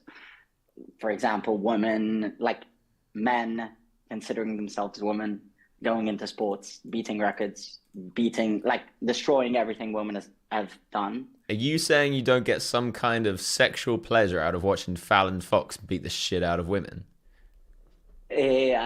I'm not familiar with this specific she's case. a MMA trans woman. Beat the shit out of some women. Beat the shit out of everyone. Yeah, I can see that happening. Yeah, she had big old hands and big old fists and big old wins. Oh, you know something else we disagree on? What's that? The vaccine. Bro, these goddamn liberals trying to put a vaccine in my body? You're one of them? Are you one of these goddamn liberals? No. I'm not saying I'm not for forcing the vaccine. I just don't believe in the conspiracy theories that the governments want to kill us. Phew. I don't think the governments want to kill us. I think that there are people out there that control the governments that want to kill us. I don't hear you anymore. Testing. Okay, yeah. There it is. I think there are people out there that control the governments that want to kill us. I wouldn't necessarily say kill us. Well, have you heard about the depopulation agenda? The depopulation agenda. I mean, it's true that they are trying to push this agenda that the world is overpopulated. The golden billion. What do you mean by the golden billion? The idea that the world would be a lot easier controlled if there's down to 1 billion population. Yeah, that's fucked. Like, in my opinion, the world is underpopulated, if anything. Yeah. So, where's this disagreement? You saying these shadow governments? The disagreement is, I thought you, like, I'm not saying, like, for example, what do you think of the, what are they called? Pfizer and all these companies that produce the vaccines. Yeah, they're just criminal companies. They're cartels. I think they actually mean well. That's my difference. Guys, can we get some emojis out in the chat for this goddamn liberal? I'm not. Can we get some emojis out in the chat to react to this goddamn liberal cuck, this soy drinking? I'm anything but a goddamn liberal. So, how many vaccines did you get of the COVID jabs? I got 3. Only 3? When's the last one you got? When? I don't know. Well, I live in Israel, and I was living in Israel, so. Oh yeah, now it adds up. Now it adds up. The Israelites, the most placid, obedient population that's ever existed. Exactly, that's what we are. No, I mean I'm not Israeli myself. So when's the last time that you got the jab? April 2021.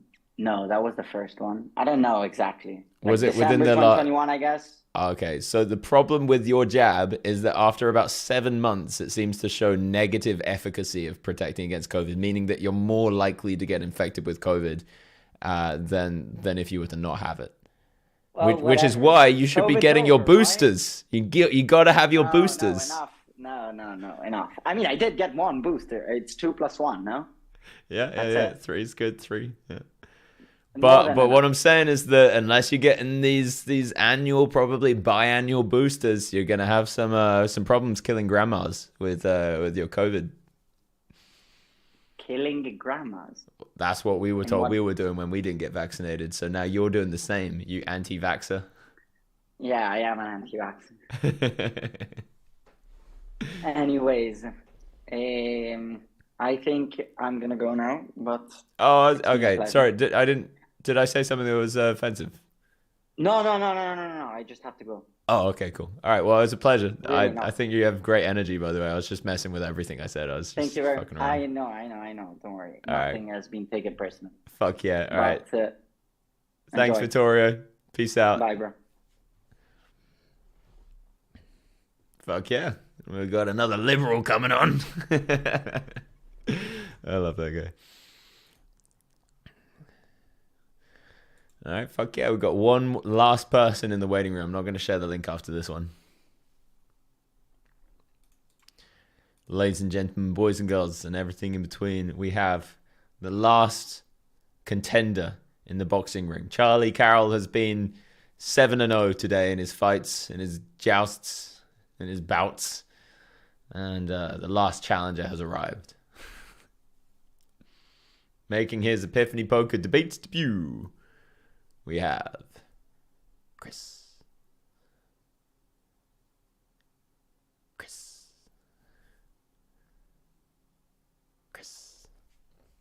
Some said all these companies made a lot of shit for people, especially after World War II.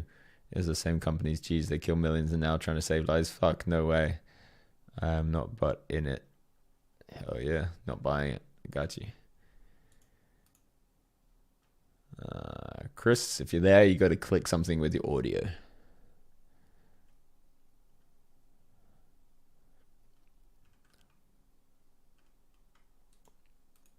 All right, we may have had our... I kind of want one more. I kind of want it like a legit debate. So if anybody else wants to come in. This is... now's going to be the time. Oh, wait, I just typed that in Twitch twice. Oops.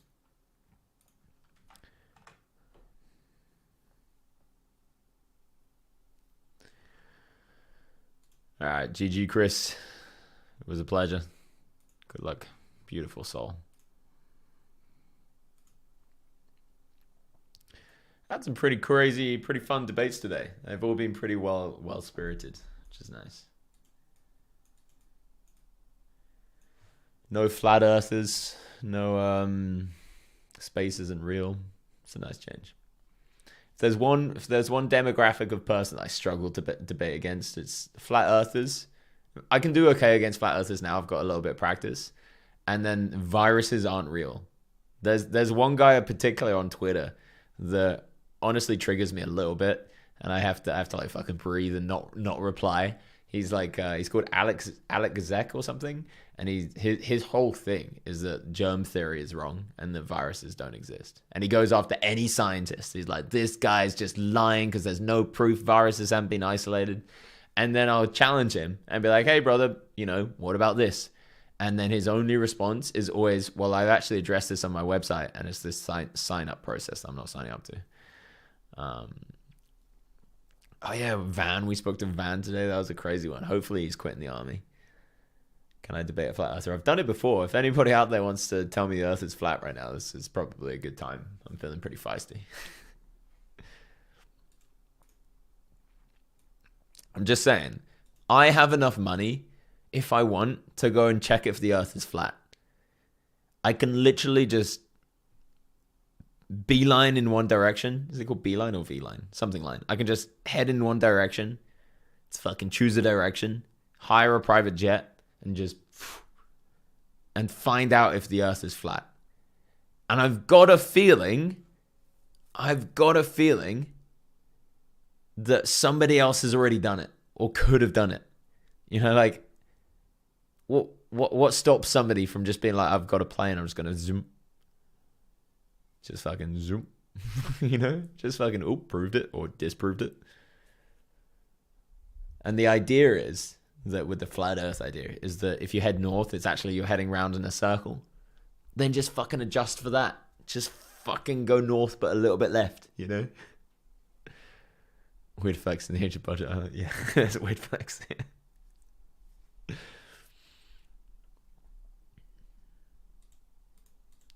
can't fly North Pole. You don't need to fly North Pole. You can head west. You just go left. You know, if you don't believe in north, south, east, west, just go left. Just be like, oh, North Pole's that way. I'm gonna go that way, or you know, mirror image because you're watching on the stream. Just fucking head in one direction, and just fucking find the edge. Just chill out on the edge. I feel like flat Earth and simulation theory, it doesn't matter either way. Either your purpose is to become the best person you can to share that. I care about flat Earth or not. You know, if the Earth it genuinely happened to be flat, then all of the fucking presuppositions I have for why it's not would be untrue, and I'd have to really like tackle and unravel some of the things. All right, Andy No says he's going to download Zoom.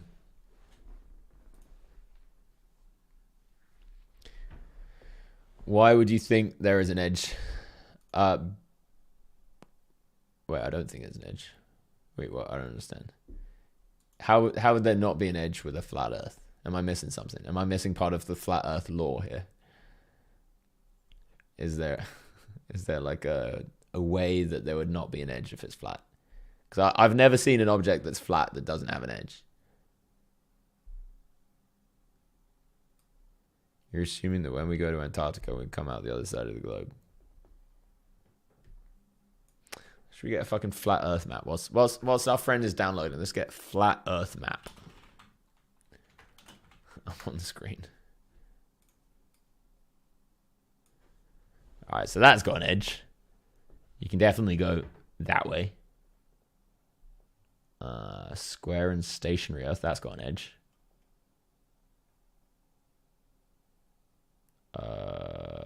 That's got an edge.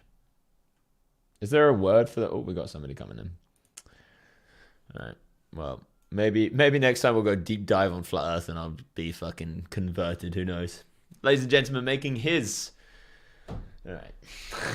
Okay. All right.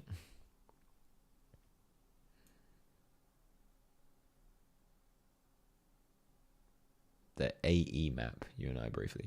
AE map. Ladies and gentlemen, making his Epiphany Poker debate debut, we have the one, the only man who didn't have Zoom downloaded on his device. You're going to have to check out your audio because currently nothing's coming out. Oh, sorry. Now I can hear you, Mr. Andy. What's up, brother? Yeah, let me see. Is it better now? Yeah. I can hear you loud and clear, Mr. Andy. No, what's up? Yeah, what's up? Man, it's so different, starting this conversation. You're going to have to pause the stream. Okay. Now, let's have a talk. So what are we disagreeing on today, Mr. Andy? No? Okay. Yeah, now I think it's better, right? Yeah, it's way better. What we have disagreed, man, this is not an easy question to ask. Let's see. What do you think about these countries? Let's see, the countries that were heavily influenced by Russia. What I'm talking about is basically all Balkanic countries and all the countries around Russia, like Serbia, Czech Republic, things like this. Yeah. Exactly, and also the intervention of some cases NATO, or I would say the American government, into try to either protect those countries or maybe just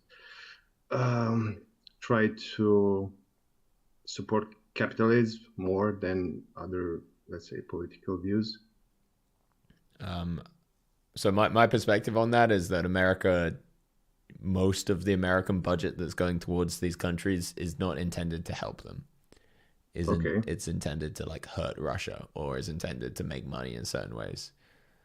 So I'm a big believer in humanitarian causes. There are definitely parts of the foreign aid budget which I'm sure are going to good places, but it seems like a large majority of it is not. Okay.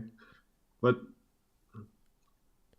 don't you think if an American president, but it doesn't really matter if it's the American or not, but in most cases it's the American government or American army in whatsoever. But if the Americans or NATO would not get themselves or did not offer some support, even though their intention is clearly to me also that to make profit and maybe hurt us in some ways, but that would leave us like we'd have no protection against this enemy, which I find it really brutal, because in my country, as was basically my country had socialism and was heavily influenced by Russia. Which country is that? I don't know if I wanted to say that. Okay, it's Romania. Okay. Yeah. So we had Ceausescu. I think you heard of it. Yeah. He was a leader from this socialist party. Of course, he did a lot of good, but it also did a lot of harm to the country. Basically, the bad, what I find it bad, killed a lot of people or innocent people. The whole, how do I say this? The political elite, or the whole people that have something or cultural level very high or something like that, they eliminated. They only left the people that are very easily influenced by this party. And after communists died in the country, basically left the country crippled, and now we have democracy, but it's not a clear democracy. It's a democracy with full of corruptions and a lot of problems which many countries have after communism. So that's like the situation right now. It's been like that for the past 20 years. Yeah. Is the question you're asking whether I think that those countries like Romania should accept foreign aid from places like America? No, it's the fact that some countries, or we don't have any protection or army protection against this influence. I think that if Americans or NATO would not get involved, I think the situation would be a lot worse. Yeah, I don't know enough to be able to say either way. I can't really. It's just my opinion. It's just my share of thoughts. I don't expect it. Clearly there's, between me and you, there are different views because I lived in a different part of the country or different part of the world, basically. And you as yourself, you have a different life story, a different experience, and it's hard. I understand that maybe it's hard to give an honest opinion on this matter, because there are a lot of things that you don't know. Yeah, that's the problem. I'm coming from, especially when it comes to Romania, like I'm coming from such a place of ignorance. I've no idea.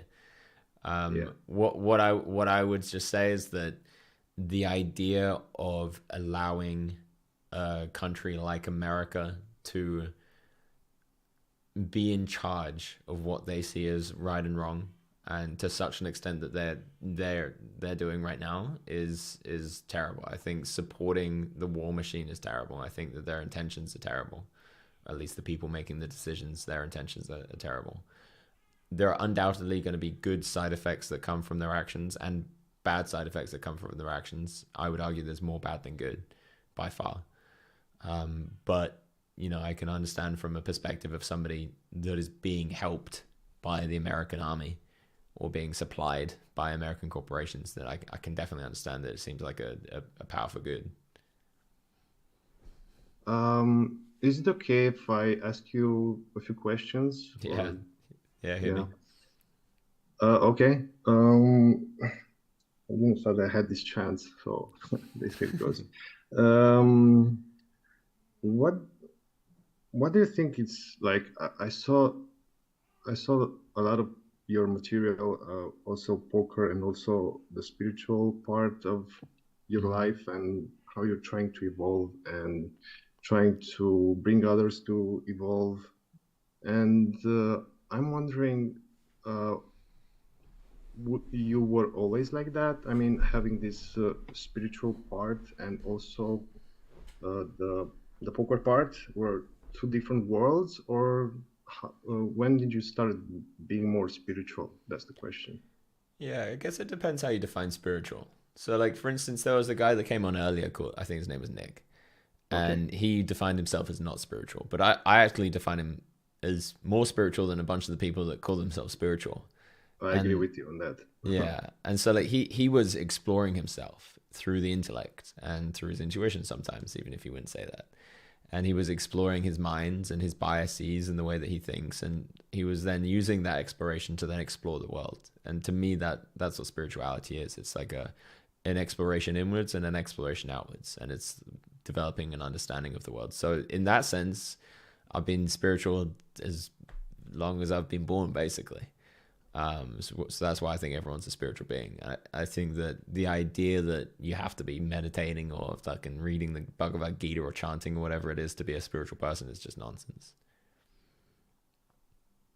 Yeah, what I find it very interesting about you that in one of your videos you said that from every religion there is something to learn. There is something to learn from Christians, from Buddhists, from all over the world religion. There's something to take, and I find that very interesting because I kind of start studying it, and for example, there's this guy, there's shaman on the internet, Sadhguru, I think you probably know. Yeah, he's not a shaman, he's a guru.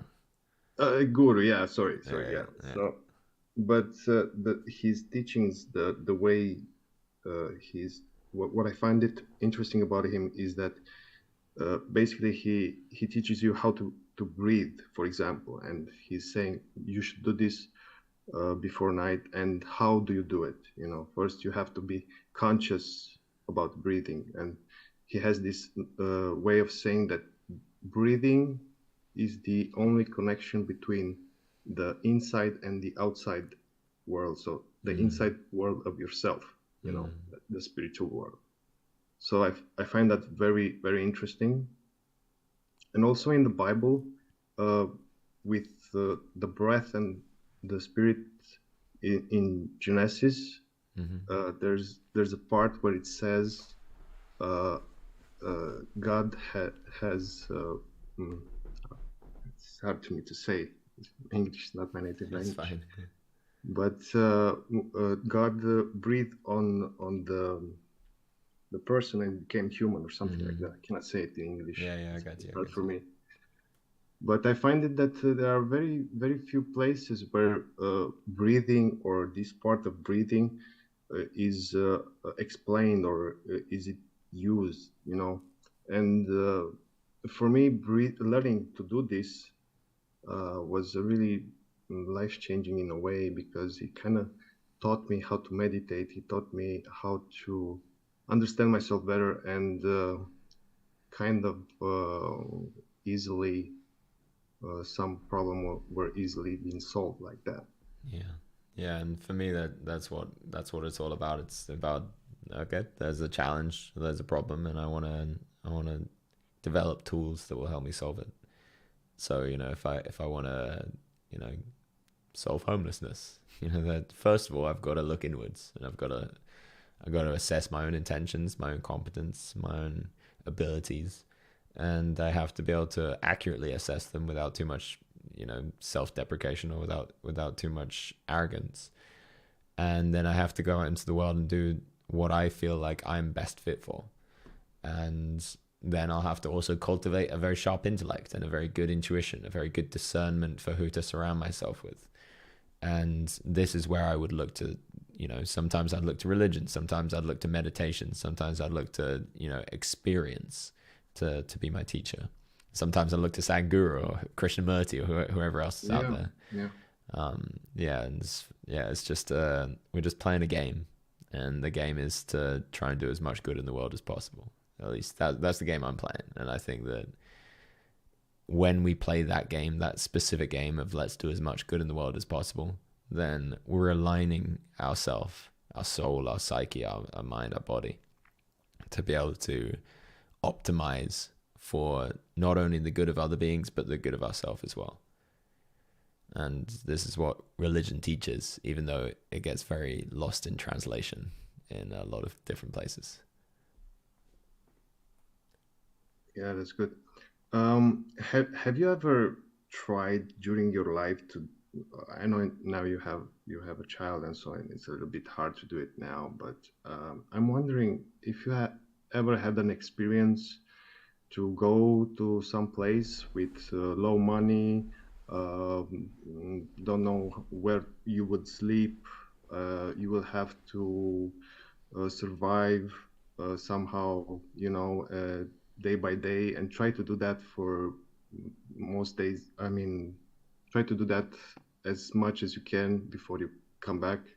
No, but now you say it, I feel like I'm missing a huge part of my education by not doing that. Man, I never done it. I'm like 36 years old, and I was always thinking about it, and I did it 2 weeks ago, and I went to the mountains, and I only had gas money, and of course I had to take money to buy food, because I wasn't expecting to do this to this activity, and I also, my work schedule, I'm able to work remotely, so I only need like internet and a source of power.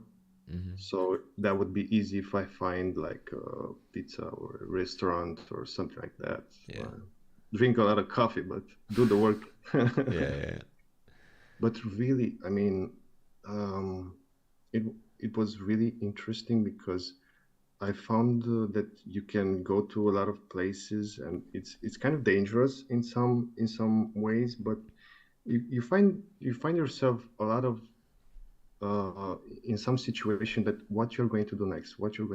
There's always this question, and it's not like stressing you or something. It's not like, it's just there. The question is there, and you feel like you started to know different people, or you start to interact with different people, because a lot of situation occurs, and you have to solve them. I went to the mountains by car, and I knew the place where I was going, but I didn't have a place to stay, so I kind of slept in the car for a lot of times. But outside was very hot, and that happens the first night. And the second night, I remember that there was a plateau that you can easily go there and see all the mountains, and down you can see the town that I was in. And it's so interesting that after like 12 o'clock, when the moon raises up, you can see like everything around you. It was like, what's happening? It's daytime. There were a lot of things, and I felt a lot of connection to that. So that's what I was asking, because I kind of felt like after I came back from this experience, I was really changed, and it kind of deterred me. What I learned, I mean, I learned a lot of lessons, but the most important one, I guess, it was, whatever happens, I can deal with it, even though I'm not experienced. It gave me that courage to to try new things. I guess, yeah. I So think the it's not- reason why I would like to do that is because, or one of the reasons at least, is because if I experienced kind of poverty myself in an extreme way, then I will be less scared of it. And then there's a part of me that now I've had my daughter, that there's a part of me that's like, it's a new fear that I was never worried about myself too much, but I am now worried about not providing for my daughter. And I think facing poverty in the face would be one way of really facing that fear head on. Meditation's another way of doing it, though. Wow, that's interesting. That's an interesting response. Did not expect that from you. Really? Yeah, yeah. I always felt like you one of the guys that. I mean, you're clearly done very good to your life. I mean, what I see from YouTube and materials. I mean, I don't know specifically your life story and just the things that I've read about you. And you seem like a very congruent guy. I mean, why are you scared of? I mean, it might happen. I mean, sometimes it happens, but you clearly have the knowledge to get back up again. I do, and rationally I understand that. But when my daughter was born, along came a number of new primal animalistic feelings, along with the love and along with the joy. There was also this protectiveness, and along with that came the fear that I wasn't going to be able to make her happy. That's interesting. I felt that fear too. My daughter have 7 months. Is 7 months old. Hey, congratulations! Mine's 4. Thank you. 4 months. You too, man. Yeah, thanks. Let's go. Yeah. Yeah, I kind of had a lot of questions about myself, and especially the work schedule, and a lot of things you have to change when you're having your daughter or your son newborn. You have to think. You have to think on some things. You cannot just you have to give them time, your time. Mm-hmm. So for me, that was like something to think about and try to. I mean, I want to be able to give my daughter all the support she needs, and that might change my schedule, or even I thought about changing my job, even though I'm working remotely, but I'm kind of working more than 8 hours a day. Whoa! What are you doing? I'm an engineer in telecommunications. I'm deploying an application, and I'm basically supporting it. That application is for 4G, so for 4G networking. So all the providers in the world, like how do I say, Vodafone or Orange, is using this application in order for you to use your phone. So your SIM card is basically when you're making a phone, when you're making a call, you have this authentication, authorization, and accounting. So all these 3 parts must be present when you're making a call or you're trying to use the internet and stuff like that. Got it. All right. So that was a lot. That was a lot of information. Yeah, I'm sure you've had to explain that a few times to a few people. But yeah, especially at the interviews, they watch me as Elon Musk or something. Are you doing some rocket science? What are you doing there, man? Yeah. It's crazy because it's like 10. There are 10 guys in Europe that has Java knowledge and also knows this product. It's kind of crazy. There are not too many people that know AAA, basically. And that's enough for you to be able to guarantee that you're going to be able to provide for your family, huh? Well, the thing is, technology is changing rapidly. So you found a niche. You're like, I hope nobody invents a new one. Yeah, I mean, nobody knows exactly what will happen in 5 years from now. Yeah, I feel you. Yeah. So what I'm doing on the side at the moment is I'm looking for somebody to raid. I think I found somebody, so I'm gonna end the stream because I'm fucking exhausted. sure, man. But Yeah. thank you so much for calling in. You sound like a really, really conscious and well-intentioned and kind person, and I really appreciate speaking to you, brother.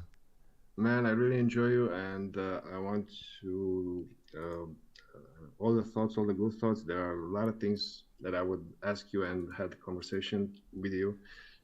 But I really enjoy your time, and I wish you all the good, and hopefully you'll be the best father you can be, and I know you will. And Hell yeah, man! And you too, and congrats on the daughter. yeah, for everyone that's listening, thank you very much, and thank you, Charlie, for giving me this opportunity. Okay. Cool. All right, peace, brother. Thank you, man. Thanks. See you. Thanks. Bye. All right, let's give some love in the chat for Andy, Romanian Andy. He was really, really good. That was such a pleasant conversation. I found somebody I could. Should we go for somebody that's a just chatting or a chess or a poker? Those are the questions. Let's go for the just chatting one that I found. Don't know what this person's doing. They were reacting to something. They spoke English. So let's just send you guys this way. Send some love. Maybe find a compliment. Maybe say something that's going to make their day just a little bit better. And congratulations to all the people that came in and called in. It's not easy to face the fucking lion's den. And GG to everybody who lost, which was everybody. All right. Peace, guys. All the love.